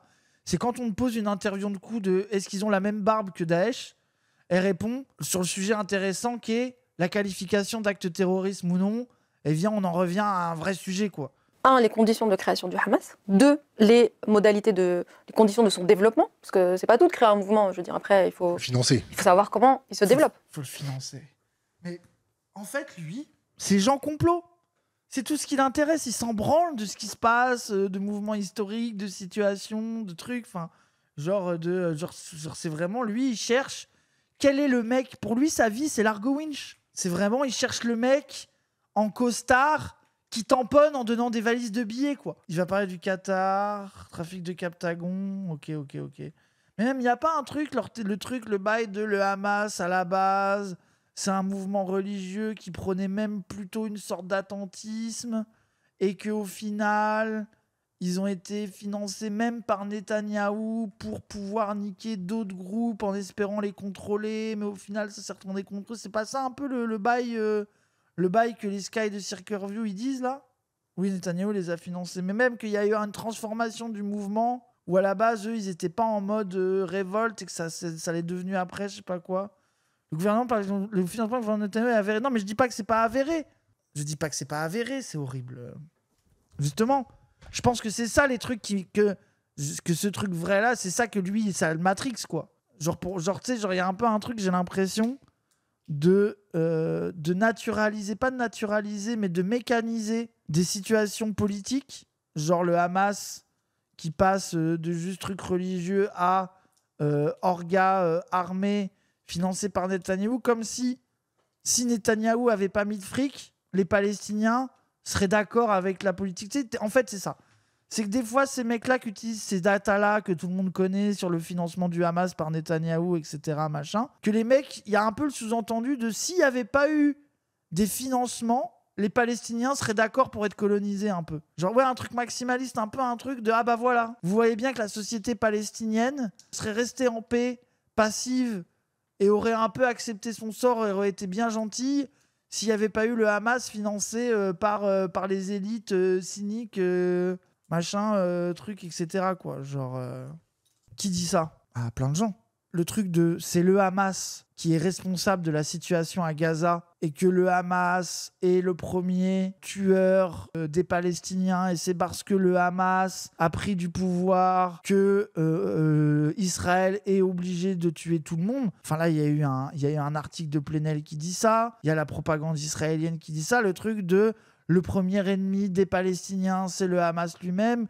La version Plenel, elle est un peu plus gentille, où c'est en mode les pauvres Palestiniens, et t'as la version vraiment droitard réac de tous les Palestiniens les aiment, tant pis pour eux. Ils avaient pas qu'à les mettre au pouvoir, ces méchants terroristes. Et t'as une sorte de spectre un peu de, quand même globalement, tant qu'on se débarrassera pas du Hamas, on pourra pas les défendre. Et t'as un peu ce petit truc-là. Article du Figaro au Monde approuvé par Plenel, oui, voilà, c'est ça. Genre, c'est un peu un... Oui, partagé par Plenel, oui, c'est ça. Hello qui dit Hamas, ça a le même problème. Oui, voilà, des trucs comme ça. Voilà, c'est ça. Tu sens qu'il y a ce truc un peu de voilà, quoi. Et puis que si tu dis que réfléchir comme ça, c'est un peu simpliste, tout d'un coup, t'es là avec un bandeau vert, le doigt levé vers le ciel, et tu cherches toutes les rêves parties, quoi. Genre, tu sais, genre, il y a vraiment le niveau de réflexion sur ce sujet-là, c'est grave. Hein. Et resituer, je veux dire, l'hypocrisie aussi. Et l'instrumentalisation qu'il y a, notamment des Occidentaux. Donc, je vais juste développer ces 3 points. Le Hamas, l'injustice du peuple palestinien, elle commence en 1948, voire même avant. Si j'ai un peu le temps de dérouler, je pense que c'est très important de le comprendre. L'injustice du peuple palestinien, donc il y a l'émergence du mouvement sioniste, qui est un mouvement politique et nationaliste. J'adore parce que lui, il a voulu lui faire le truc nul et là, il est en mode bon, vas-y, on va repartir en 1948, tu m'as fatigué. Parce que c'est ça aussi, moi j'ai l'impression que c'est aussi cette arnaque un peu depuis la guerre, depuis le 7 octobre et la guerre, en mode t'avais la Palestine, t'avais Israël, des pays normaux, il se passait rien. Et d'un coup, pour rien, ils se sont levés du mauvais pied. Tamponné par l'Iran. L'Iran a tamponné le bail. Hop, allez, attentat du 7 octobre. Genre c'est genre un truc, t'es obligé de dire, bon bah vas-y, on va refaire de l'histoire. Parce que sinon, vous n'arrivez pas à réfléchir, vous êtes complètement con. Genre, les causes ont des... C'est la cause à eux, nous, c'est les conséquences, là, Nino, là, bref. Ras qui prend beaucoup de temps pour défendre Rima sur la pieuvre. J'ai reçu un virement pour ma participation au stream d'Iliès. Le RIB était de Téhéran, vous en faites ce que vous voulez.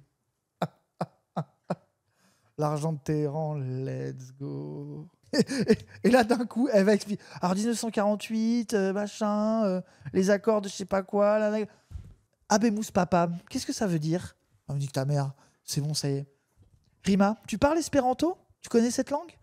Elle va te faire foutre, c'est bon. Genre, je t'en supplie, libère-nous. La figure qui fait émerger cette pensée, c'est Theodor Herzl, qui est un journaliste hongrois, qui fait un constat très juste. C'est-à-dire qu'il dit c'est de plus en plus compliqué pour les Juifs de vivre en Europe. Ils sont de plus en plus persécutés. Ça, on est dans quand il écrit son livre L'État des Juifs, c'est en 1896 ou 14, 96 je crois.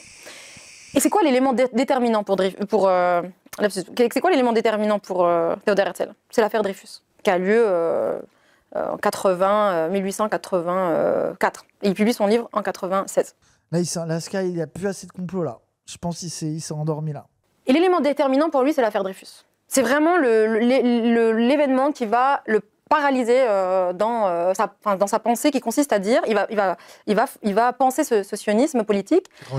94, voilà, 94. Elle dit 96 dans 94. Elle est censée savoir de quoi elle parle. Ces 2 ans ont tout changé. Bon, ça y est, je suis traumatisé. Tout est une raison de... C'est horrible. Et il va le baser sur plusieurs piliers. Parmi ces piliers, c'est l'impossible assimilation des Juifs dans les sociétés européennes, la nécessité, la spécificité du peuple juif et la nécessité de créer un foyer national juif. Et parmi ces piliers-là, il y a la création. Oui, ok, ça fait combien de mètres carrés dans un hectare? Ok, Théodore Herzl, mais le théorème de Pythagore.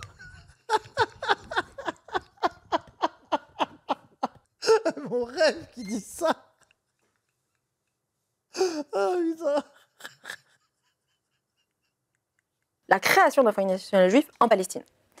Et il va être aidé par les Britanniques qui vont avoir accès avec un mandat colonial, il faut le rappeler, qui est très répressif, un mandat colonial en Palestine à la fin de la chute de l'Empire ottoman, et qui va être un mandat qui va être imposé avec des accords secrets conclus avec la France, c'est les accords Sykes-Picot de 1916, où il va y avoir un découpage de la région, et qui vont défaire en fait les Arabes qui, eux, appelaient à qui on avait promis par ailleurs. Les Britanniques et les Français avaient promis aux Arabes on va vous aider à vous défaire de l'Empire ottoman pour que vous ayez ce fameux grand État unitaire arabe. Et finalement, on va les trahir et on va découper le territoire, comme on a fait par ailleurs sur le continent africain ou sur d'autres régions, et on va réprimer massivement et dans le sang les révoltes de ces peuples-là. Pour les Palestiniens, c'est 36-39, la grande révolte palestinienne.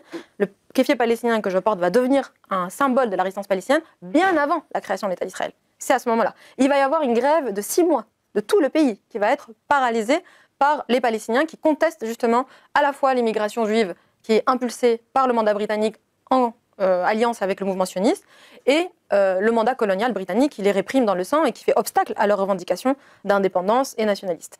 Donc tout pour dire qu'il y a quand même ce contexte-là où les Palestiniens sont d'ores et déjà ciblés, massacrés, pas consultés. Le plan de partage de 1947 aux Nations Unies, les Palestiniens ne sont pas consultés. On leur impose un plan de partage. Et je veux dire, dès maintenant, on y reviendra peut-être après, que les 2 propositions qui sont formulées par les Nations Unies, le comité d'experts des Nations Unies, quand ils voient effectivement tous les conflits qu'il y a générés entre le mouvement sioniste qui va devenir l'État d'Israël et les Palestiniens, ils vont proposer 2 solutions.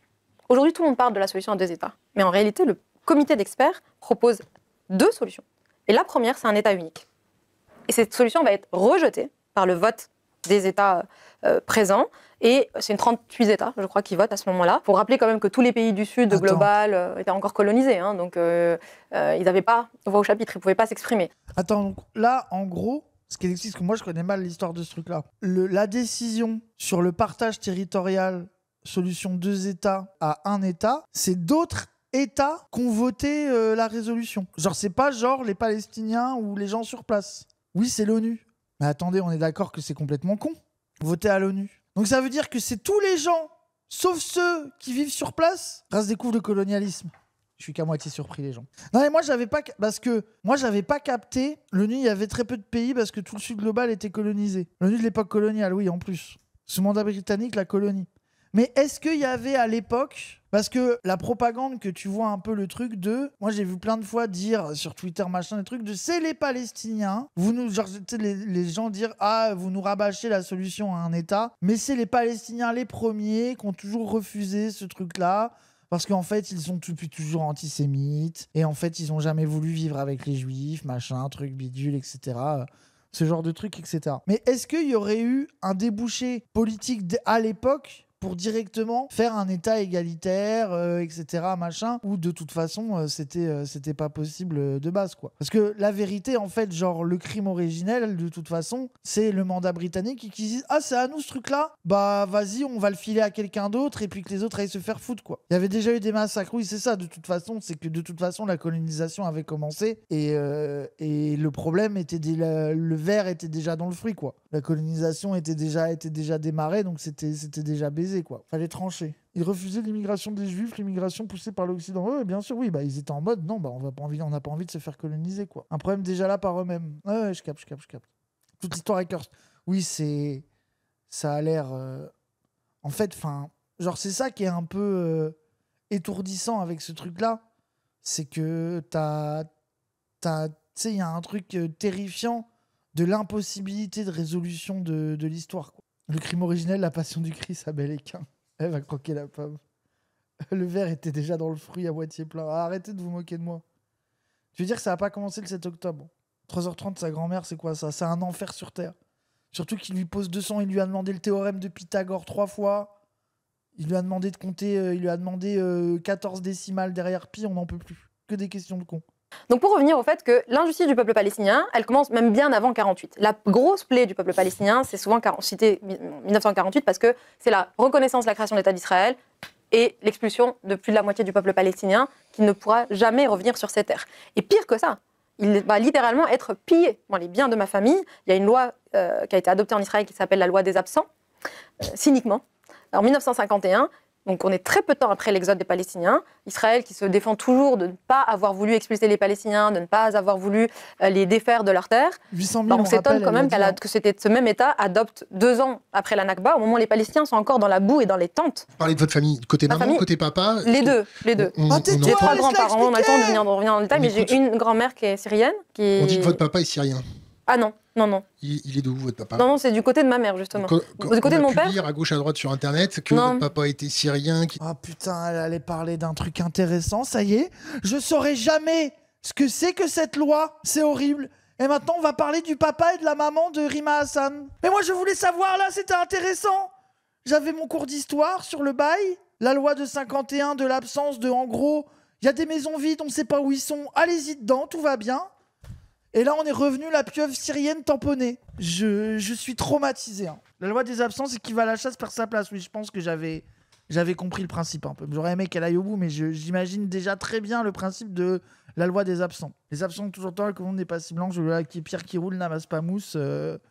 Ils sont pas là, ils vont rien voir. Venez, on rentre dedans. Et de toute façon, ils pourront jamais revenir. On va les empêcher. On a une armée, on a le soutien de tout l'Occident, quoi. Je pense qu'on a bien résumé ce truc-là. Oui, j'y reviendrai. Je veux juste dire que je reviendrai juste après. Maman était riche et que machin. Oh là là. Donc, je veux juste revenir sur ça. Donc, l'historicité vraiment de cette question de l'injustice faite au peuple palestinien, il y a eu un cumul trop important. Donc, le Hamas. On reviendra tout à l'heure peut-être sur toutes les grandes étapes, l'autorité palestinienne, les accords d'Oslo, toutes les tentatives faites aussi par les Palestiniens visant à négocier avec les Israéliens, qui, je le redis, sont quand même leurs colonisateurs. Sont quand même les occupants de leurs terres. C'est assez... Les Israéliens? Mais bien sûr. Enfin, je veux dire, les Palestiniens... Quand on écoute les Israéliens, on remonte à l'empereur machin. Non, mais attendez, la Bible n'est pas un cadastre. Hein. Sinon, on est proche de Daesh. Hein, je veux dire, on est proche de Daesh qui se pointe dans des régions pour dire on va remettre le califat, on va réinstaurer le califat, et puis les textes disent... Non, je suis désolée. La Bible n'est pas un cadastre. Wesh. Moi, j'ai l'impression... Elle l'a bien niqué, là. Lui qui est là, le Hamas, ils ont les grosses barbes, le doigt levé, c'est un peu Daesh. Elle a dit oui, bon, la Bible n'est pas un cadastre. Bonne punchline, Rima, bravo. Il a rien trouvé à dire pour une fois. Jésus, c'est pas le roi des Juifs. Non, Jésus, c'est pas le roi des Juifs. Mais putain, mais quel rapport? Genre vraiment, ils arrivent à justifier Theodor Herzl et le mandat britannique colon où ils envoient des gens sur une terre, où ils expulsent 800 000 personnes, où ils inventent une loi pour pouvoir récupérer leur baraque, il y a Jésus, c'était le roi des Juifs. Moi, je trouve ça fascinant. Par des gens qui te casse les couilles toute la journée. Et lui, au début, il lui a quand même dit Dieu, est-ce que c'est ton ami imaginaire? Genre, il commence l'interview comme ça en mode lol, t'es conne, tu crois en Dieu, ton ami imaginaire, pour finir par quand même, Jésus, il était là avant toi, Rima. Et en plus, pareil que ton arrière-grand-mère, par alliance de la cousine du frère, était syrienne. Donc, est-ce que vraiment t'as le droit de parler de tout ça? Vas-y, mais c'est insupportable. Il dit les sionistes ne croient pas en Dieu, mais ils vous diront que Dieu leur a promis la terre. Et ça, c'est très drôle parce que c'est vraiment ce qui se passe avec Israël, c'est que Theodor Herzl lui-même n'est pas... Vous n'avez jamais fait Shabbat avec des Juifs? Combien de bar mitzvah, Rima? Hein? Est-ce que vous avez déjà appelé l'ascenseur pour votre pote juif pendant Shabbat? Moi, ça m'est arrivé, j'ai dû appuyer sur l'interrupteur à sa place. Tu te rends compte? C'est fou, Shabbat. Mais je m'en fous. Je m'en fous! Laisse-moi tranquille! Le fou du bus! Libère-moi! Est-ce que tu savais qu'ils ont un truc pour garder l'eau chaude pendant Shabbat? Et qu'ils ont des minuteurs pour que les lumières s'éteignent et s'allument? C'est incroyable, Rima, non? C'est fou! Et laisse-moi tranquille! Va te faire fou. Je suis en train de parler d'un truc important. C'est horrible. C'est horrible. Bah, j'ai eu des connaissances juives dans ma vie. Est-ce que vous avez déjà fait Shabbat? Est-ce que vous avez déjà été invité Non. Non.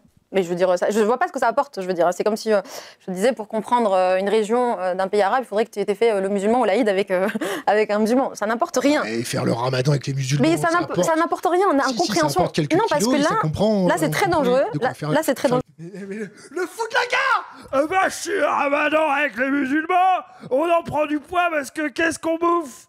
On connaît, hein. Et vous, les musulmans, au moment ramadan, vous êtes pas censés plus manger, de ce que j'ai entendu?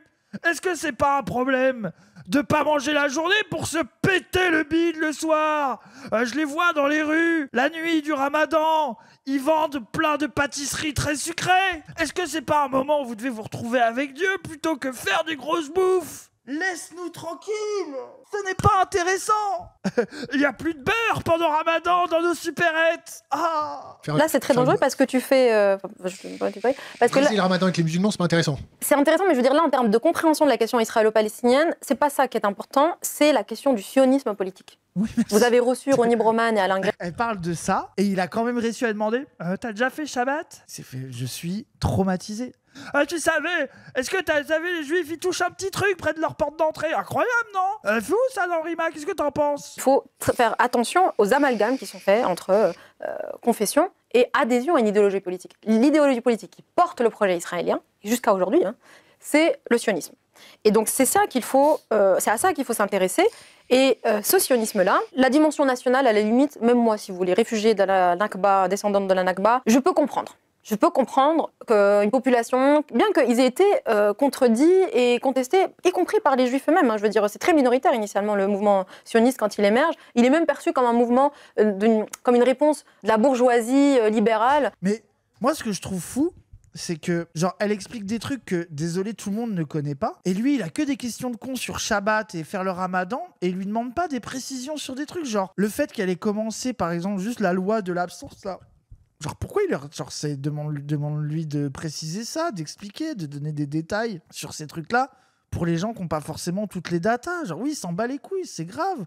Alors que c'est objectivement ce qui est intéressant, quoi. Genre, c'est trop bizarre. T'as le Bund, par exemple, sous l'Empire tsariste, qui est l'union des travailleurs juifs, qui s'oppose fermement au mouvement sioniste, qui dit, mais en fait, notre libération ne viendra pas de ce petit cercle d'intellectuels. Tu vois, par exemple, là, une question qui pourrait être intéressante, genre, je sais même pas si une réponse facile à trouver de ça, genre, comment on explique, peut-être qu'elle va le faire par elle-même d'ailleurs, que cette opposition, ce truc-là est de plus en plus disparu, qu'on ait l'impression que ça soit moins présent. Qu'est-ce qui explique enfin, tu vois, genre, après, je pense qu'elle va juste en parler. En vrai, j'ai l'impression qu'elle va en parler elle-même sans qu'il lui pose des questions parce qu'elle est plus intelligente, quoi. Tourner, vivre ou aller refaire un État pour le peuple juif en Palestine. Ils pensent que leur libération va se passer dans les luttes internes, en réalité. C'est-à-dire penser vraiment des sociétés qui ne soient plus antisémites. Donc ça, je veux dire, il faut aussi le resituer. Et je voulais juste citer un homme que je trouve très intéressant sur ce sujet, qui est Abraham Shalom Yehuda, qui est un juif palestinien, qui a rencontré à plusieurs reprises Théodore Herzl,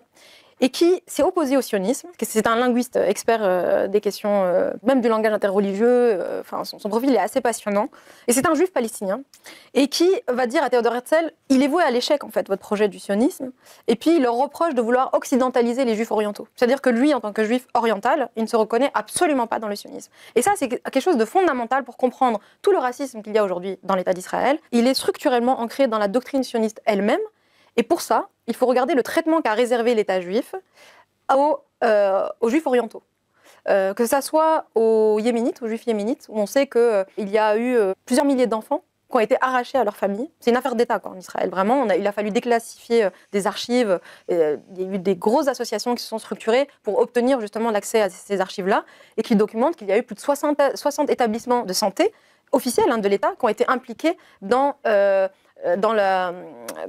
comment on appelle ça, le kidnapping, vraiment, enfin pas des kidnappings, parce qu'on faisait croire aux familles que les enfants étaient morts. C'est-à-dire qu'on les gardait dans des crèches, on faisait croire aux familles que les enfants étaient morts, et en fait, après, on les réutilisait pour des adoptions à des familles juives européennes. C'est ça qui est ultra deep, c'est que tu vois quand même vraiment la composante raciste de l'État israélien dès le début, quoi. C'est que t'as vraiment un truc de... Genre, oui, c'est une dinguerie, genre. Ils ont voulu les blanchir, oui, c'est ça, c'est que tu vois... Et d'où le truc de l'occidentalisation, et c'est là que tu vois aussi, tu vois comment ça a débouché avec toute la rhétorique de Israël, l'avant-poste de la lumière occidentale au Moyen-Orient, et tout ce genre de trucs-là, tu vois, un truc de... on est vraiment ouais, c'est ça, l'avant-poste de la pacification et du désensauvagement de ce grand territoire rempli d'Arabes, le couteau entre les dents avec des grosses barbes, quoi. Et que même à l'intérieur de ce qui devait constituer l'État d'Israël, fallait déjà réussir à rendre le truc le plus clean possible, quoi. Comme au Canada avec les natifs. Ouais, de fou, ils sont arrivés avec leur blanchité. Ouais, mais surtout que ça, en plus, c'est parce que ça va vraiment aussi contre le narratif que t'as un peu plus des sionistes progressistes en mode mais ça se voit que vous n'êtes jamais allé en Israël. C'est un État multiculturel et ils aiment trop montrer des photos où genre dans le salle t'as un arabe, un noir, un blanc, un machin, un truc et genre c'est trop bien parce que en fait vous dites que Israël c'est les méchants alors que les vrais racistes c'est les méchants arabes alors que regardez nous il y a des meufs, des homosexuels et des noirs et on est tous heureux à Tel Aviv, et en fait, tu regardes l'histoire de ce qui s'est passé, bon, ça a l'air plus compliqué que ça, quoi.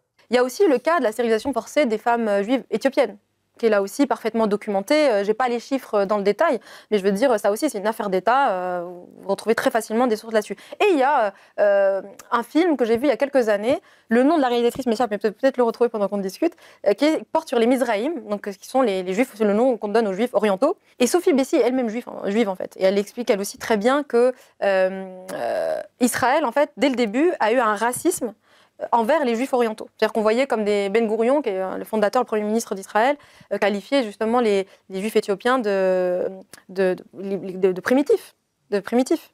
Et donc ils avaient jusqu'à maintenant, il y a un racisme entre les séfarades, les ashkénazes, et ces Mizraïm, en fait, qui sont les juifs orientaux, ont été très très discriminés. Et les juifs du Maroc, pareil, qui ont été concentrés dans des camps de transit à Ashdod, justement, et c'est l'élément historique pour moi qui permet le mieux de comprendre ce qu'il y a de racisme justement dans la doctrine sioniste qui a été pensée par des juifs occidentaux et qui s'est inspirée des nationalismes européens qui a l'air de la colonisation, quoi. Et c'est là qu'on en revient en fait que l'obsession de la composante un peu le truc foyer juif, etc.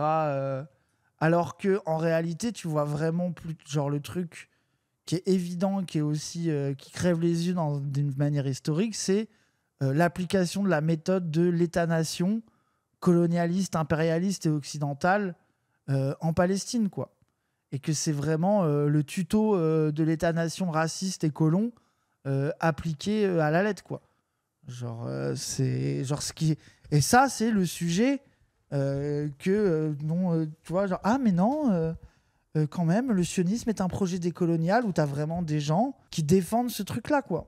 Alors que tu as vraiment toutes les composantes d'un État racial, colon, impérialiste. Et les gens arrivent à te défendre que non, tout ça, quand même, il y avait des hippies dans des kibbutz, donc c'est de gauche, et puis c'est l'émancipation, quoi. Restell pense à un projet colonial, c'est parfaitement normal pour lui de dire on va aller s'installer là-bas, et puis on va s'occuper des barbares palestiniens qui sont là-bas, et nous, on est la civilisation.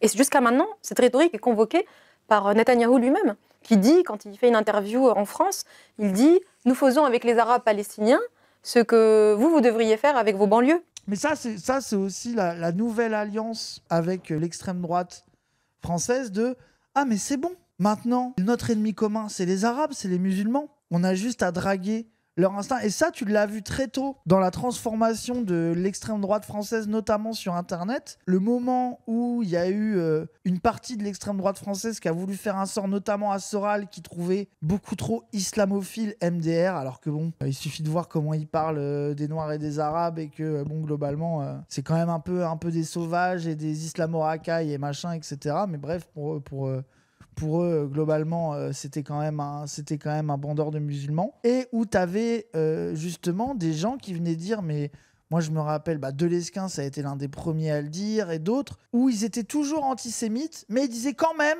on passe notre temps à chier sur Israël, mais on devrait s'inspirer d'eux parce qu'eux, ils se débarrassent bien de leurs Arabes, quoi. Et que tu as eu un truc de notre ennemi ultime, notre vrai ennemi, c'est les Arabes et les musulmans. On passe trop de temps à être antisémite. Ça veut pas dire on va arrêter d'être antisémite, mais en fait, Israël, regardez, c'est quand même des gens qui détestent les Arabes et qui détestent les musulmans. Au final, leur société est beaucoup plus équilibrée que la nôtre, quoi. Et du coup, tu as eu cette méta les sionistes de Lesquin, je sais pas ce qu'il est. Il est fou. Il est fou allié. Et du coup, tu as eu ce truc, tu vois, genre...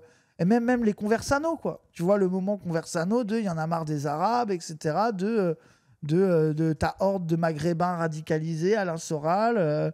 Et presque un peu un truc de tu nous parles tout le temps, ok, moi je veux bien être antisémite. Parce qu'ils sont restés antisémites, les gens, faut pas croire qu'il n'y a plus d'antisémitisme extrême, ils sont restés antisémites. Mais notre ennemi mortel premier, c'est les Arabes. Ça veut dire on a notre esthétique, notre fond de cuve, un peu notre base antisémite qui reste là. Mais en vrai, ce qui se passe en Israël et le fait qu'ils tuent des Arabes, on n'en a globalement rien à battre. Je m'en bats les couilles qu'ils butent des Arabes. Et même je veux faire pareil en France, quoi. Genre, et ça débouche, je trouve, aujourd'hui, où ce truc-là qui était très débat alt-right internet, débouche aujourd'hui avec Golnadel qui dit le RN est le premier défenseur des Juifs de France, quoi. Alors que t'as vraiment les gens qui sont constitués sur l'antisémitisme à la base, quoi. C'est sourcé, ça? Ah oui, c'est l'interview qu'il a donnée à LCI en visio. Il dit, nous faisons avec eux ce que vous aimeriez faire, en fait, avec ces Arabes et Noirs qui sont dans vos banlieues. En plus, ça, pour moi, elle a tellement fait scandale, cette interview, que dans ma tête, tout le monde était au courant qu'il avait dit ça. Sky, il connaît tous les détails sur les trucs de con dont tout le monde se branle, mais ça, il a pas vu, par contre. Oh là là, tu nous emmerdes avec ta source. Ouais, elle vient de dire que c'était dans une interview, genre, elle aurait inventé. Elle l'invote comme ça. Je recommande vraiment de lire l'article de Alain Grèche que je vous recommande vraiment de lire, qui est intitulé « De la colonisation à l'apartheid ». Il retrace justement tout ce qui a guidé le projet sioniste et israélien, politiquement j'entends, sur cette question du racisme, parce que si aujourd'hui on parle d'apartheid, depuis quelques années, si on parle d'apartheid, c'est quoi l'apartheid si ce n'est... C'est la communauté des experts qui travaillent sur ce sujet. Donc, je peux vous citer le rapport d'Amnesty International, je peux vous citer le rapport de Human Rights Watch, je peux vous citer le rapport de B'Tselem, qui est une ONG israélienne, je peux vous citer le rapport de l'ONG Al-Haq, ONG palestinienne, et plus encore, les Sud-Africains eux-mêmes, qui, à la tribune de leur plaidoirie à la CIJ, disent, en plus de la question du génocide qu'on présente au moment où ils ont présenté l'affaire sur le risque de génocide, disent eux-mêmes, ce que vivent les Palestiniens, c'est un apartheid. Voire même, il est plus avancé que celui que nous avons connu. Et on a également le dernier avis de la Cour internationale de justice portant sur les conséquences de la colonisation, et de l'occupation par Israël en territoire palestinien. Et la CIJ dit, en fait, une des conséquences, c'est qu'on arrive à un régime de séparation, quoi. Donc, c'est-à-dire des routes pour les Palestiniens, des routes pour les colons israéliens, un tribunal militaire pour les Palestiniens, un tribunal civil pour les Israéliens. Et ça, c'est le truc. Parce que la question du génocide est devenue omniprésente à gauche, parce que c'est renseigné, parce qu'il y a ce qui se passe après le 7 octobre, etc. Mais moi, j'ai l'impression, là, Rima, même depuis un petit moment, elle voit un intérêt à remettre en lumière la question de l'apartheid et la politique d'apartheid supplémentaire et qui existait déjà avant le 7 octobre, faite par Israël, ce truc-là de des routes réservées, l'interdiction de se déplacer, des tribunaux spéciaux destinés qu'aux Palestiniens. Enfin, tu vois, vraiment ce truc, ça qui est une composante politique et qui est, en fait, je pense, reliée aussi à la légitimité d'en finir à faire un génocide, quoi. Et on a vraiment une architecture vraiment de l'apartheid aujourd'hui qui est parfaitement documentée, pour laquelle il faudrait vraiment revenir en détail, parce que c'est un sujet, moi, sur lequel j'ai beaucoup travaillé, et qui, juridiquement, il faut vraiment s'y attarder. Donc là, je ne veux pas faire trop long si on veut revenir là-dessus, mais juste peut-être conclure sur le fait qu'il faut avoir à l'esprit que la bataille que mène le peuple palestinien, c'est bien entendu contre une entité coloniale. Et moi, je peux vous dire, est-ce que c'est une raison pour être... Et qui projette sur eux du racisme et un nettoyage ethnique depuis le début. Est-ce que c'est une raison, si je vous entends bien, est-ce que c'est une raison pour être plus bourreau que le bourreau?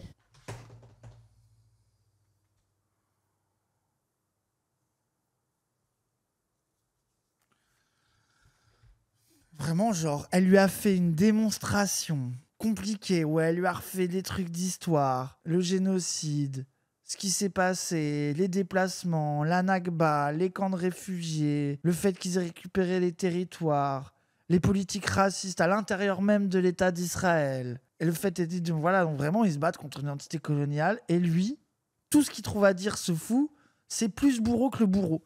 Mais en plus, désolé, mais ta phrase ne marche pas. Si on fait le décompte de la bourroïtude, bah c'est toujours Israël qui gagne. Genre de fait, c'est ça que je trouve fou. C'est que si tu veux vraiment réfléchir dans une logique comptable de qui exerce la violence la plus violente, Israël a gagné tous les jours. Vraiment numériquement, objectivement, ils ne sont pas plus bourreaux que le bourreau. Quand bien même poser cette question dans cet angle-là pourrait être pertinent ou non, même si tu rentres dans son référentiel à lui, les images, les ULM, mais même en termes d'images. Bien sûr qu'il y a des images terrifiantes du 7 octobre ultra-violentes qui sont glaçantes, mais pareil, si on doit faire le décompte du niveau de bourroïtude et de violence, le nombre d'images, les images, le nombre de morts et le nombre d'images et de trucs violents, encore pareil. Genre même moi, en fait, je trouve ça contre son camp. Même si ton but, ton intérêt, c'est de critiquer l'action du Hamas le 7 octobre, le placer en comparaison avec Israël te retombe dessus, puisque objectivement, Israël a fait pire. Est-ce que c'était une raison pour aller attraper la petite Allemande, la désosser au fond d'un 4x4, mettre le doigt en l'air en faisant blablabla? Est-ce que c'était une raison? La vraie question politique intéressante, et je me rappelle, c'est celle qu'essayait de poser Wissam à l'époque, on en avait parlé. Pourquoi on en arrive là? Donc il y a l'explication Sky de ils ont des bandeaux, ils lèvent le doigt, c'est un peu Daesh, ou Rima qui essaye de t'expliquer depuis là, on va dire, allez, ça fait 30 bonnes minutes après les 20 minutes de quiz mathématique, 30 bonnes minutes qu'elle essaye de t'expliquer un truc qui dure au moins depuis 1948, voire avant, de colonisation, d'apartheid, de trucs. C'est ça qui est intéressant. Genre, on peut gloser des heures sur le niveau de violence qui était inacceptable, mais il y a quand même un fait politique qui est qu'on en arrive là, que des gens se font coloniser, qu'ils en arrivent à avoir cette action-là hyper violente, et qu'en face est légitimé par la très grande majorité, même par tous les pays occidentaux, par tous les pouvoirs occidentaux, un génocide avec au moins 80% de civils tués. Mais les bourreaux, on reparle encore de ça. Enfin, genre, c'est fou, quoi. Genre, pour moi, c'est le meilleur moyen de ne jamais politiser la question et de ne jamais, même pour moi, même si ton objectif, c'est que des 7 octobre n'arrivent pas, le meilleur moyen de faire en sorte que ça continue à arriver, c'est de continuer à se voiler la face et à ne pas se poser la question de la colonisation de la Palestine. Et là, du génocide. Genre, comment tu veux espérer une pacification de la société palestinienne avec un génocide qui se passe sous l'aval de tous les pays occidentaux? Comment tu peux espérer que des gens vont se calmer et ne pas faire le doigt en l'air si tu fais ce qu'est en train de faire Israël? Comment tu réunis les conditions pour que les gens puissent se reconstruire et ne plus faire Genre, c'est ça qui est intéressant. Pour moi, c'est vraiment inhumain de réfléchir comme ça à cette question-là. Pour aller faire ça? Non. Clairement, non. Moi, je l'ai déjà dit.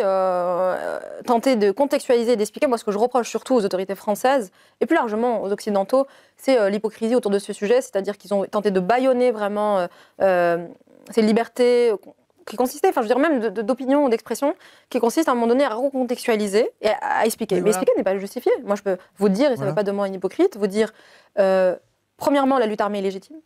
Deuxièmement, c'est pas parce que la lutte armée est légitime qu'on a le droit de tout faire. Troisièmement, qu'effectivement, on caractérise ça en crime de guerre, bien entendu, que les responsables doivent être poursuivis. Bon, aujourd'hui, ils sont tous morts, mais en tout cas, sur le principe, si. S'ils sont tous morts, pourquoi il y a encore des otages? Non, mais je veux dire, sur les commanditaires. C'est qui les commanditaires? Il y avait effectivement Sinoir, il y avait les hauts responsables, je veux dire, des branches armées du Hamas, du djihad islamique, etc. Donc, ensuite, la question... Moi, je peux très bien vous dire, comme je disais, que la lutte armée, elle est légitime. La résolution de tête, mais je vais juste m'assurer pour ne pas dire de bêtises devant tout le monde. La lutte armée, c'est la résolution des Nations Unies 3070. Tout le monde peut s'y référer. De 1973. La lutte armée. Non, attendez, je termine sur ça parce que c'est... Putain, mais il est insupportable. Et tu poses la question à $10 000 du 7 octobre, elle est en train de te répondre, de te dire les Palestiniens, ils ont le droit d'utiliser les armes pour se libérer de la colonisation, mais c'est pas pour ça qu'ils peuvent faire tout et n'importe quoi. Comment tu peux être plus clair que ça? Très important. S'allier avec des djihadistes. Non mais attendez, il faut comprendre aussi l'évolution du désespoir palestinien. C'est une raison d'être désespéré. Alors, il y a un proverbe malien qui dit quand tu te couches le soir avec le diable, le lendemain matin, tu sens encore le diable. Quand on dit... Là, il lui a fait qui se couche avec le cul qui gratte, se réveille avec le doigt qui pue. Il lui a encore sorti une expression. Oh. Oh là là. Oh, je suis traumatisé. Je n'en peux plus. C'est une torture. Elle est en train de lui parler des résolutions de l'ONU sur la lutte armée et il lui sort un proverbe. Ce n'est pas... En fait, désolé, mais je pense que ce n'est pas possible de parler politique avec ce mec. Là, tout ce qu'il veut lui faire dire, c'est que c'est des méchants islamistes et tant pis pour eux, quoi. Alors qu'elle lui essaie de lui dire... Mais oui, mais on dit pas que c'est bien, mais non, on veut juste contextualiser. Vous êtes hypocrite parce que vous voulez pas voir pourquoi on en est arrivé là. C'est quand même pas compliqué d'essayer de discuter de ça calmement. La question de l'injustice du peuple palestinien commence dès 1920. Est-ce que c'est une raison dès pour 1920. être plus bourreau que le bourreau? Non mais attendez, dès 1920, on est déjà dans une forme d'injustice parce que là, les accords Sykes-Picot sont conclus. On a la déclaration de Balfour, c'est-à-dire la promesse des Britanniques faite au mouvement sioniste de on va créer un État, et puis les Palestiniens sont réduits à une communauté, hein, alors qu'on est à 5% de population juive sur tout le territoire de la Palestine à ce moment-là. Donc quand on est à des décennies de meurtres, de violences, de pillage de terres, d'injustice, je veux dire, les Palestiniens, moi je viens des Palestiniens de l'extérieur des camps, qui s'est un jour soucié du fait que mes grands-parents soient enterrés dans un camp de réfugiés? Qui s'est soucié que mes parents étaient nés dans ce camp de réfugiés, que moi, mon père, il vit encore et qu'il va très probablement être enterré dans ce camp de réfugiés et que de toute sa vie, il n'aura rien vu d'autre que ce camp de réfugiés et il n'aura pas vécu autrement que comme un apatride, c'est-à-dire un indésirable? Qui se soucie de ça depuis 75 ans? Donc il faut comprendre que le Hamas... bénéficie du rapprochement familial? Non mais moi je suis arrivée dans un contexte particulier, ma mère a divorcé de mon père, elle est venue d'abord toute seule et elle a pris la charge des enfants et lui est resté dans le camp. Mais de toute façon, il n'en sortira pas. Je veux dire, je l'ai retrouvé justement après 20 ans d'exil, 20 ans de séparation, parce que la situation administrative, etc., faisait que c'était pas possible d'y aller, et la situation de la Syrie faisait que c'était très compliqué d'y aller. Mais la pauvre, je suis désolé, mais en fait c'est horrible parce que il l'emmène sur une question compliquée, mais il l'emmène sur le truc ultra compliqué de la lutte armée du 7 octobre, du Hamas. Elle essaie de lui expliquer le truc de comment on en est arrivé là, et il revient sur tes parents et le rapprochement. Enfin, je suis désolé, mais pourquoi tu mélanges les questions? Enfin, genre à la limite que tu lui parles de ça, pourquoi pas, mais dans un second temps, laisse-la dérouler sur la situation en Palestine et après va sur les trucs plus le magazine People. Mais oui, genre non, mais moi je suis pas contre que elle puisse parler de comment elle intimement elle a vécu ce truc là, comment elle est arrivée en France, pourquoi pas pourquoi pas. Je suis pas en mode faut jamais parler de ça.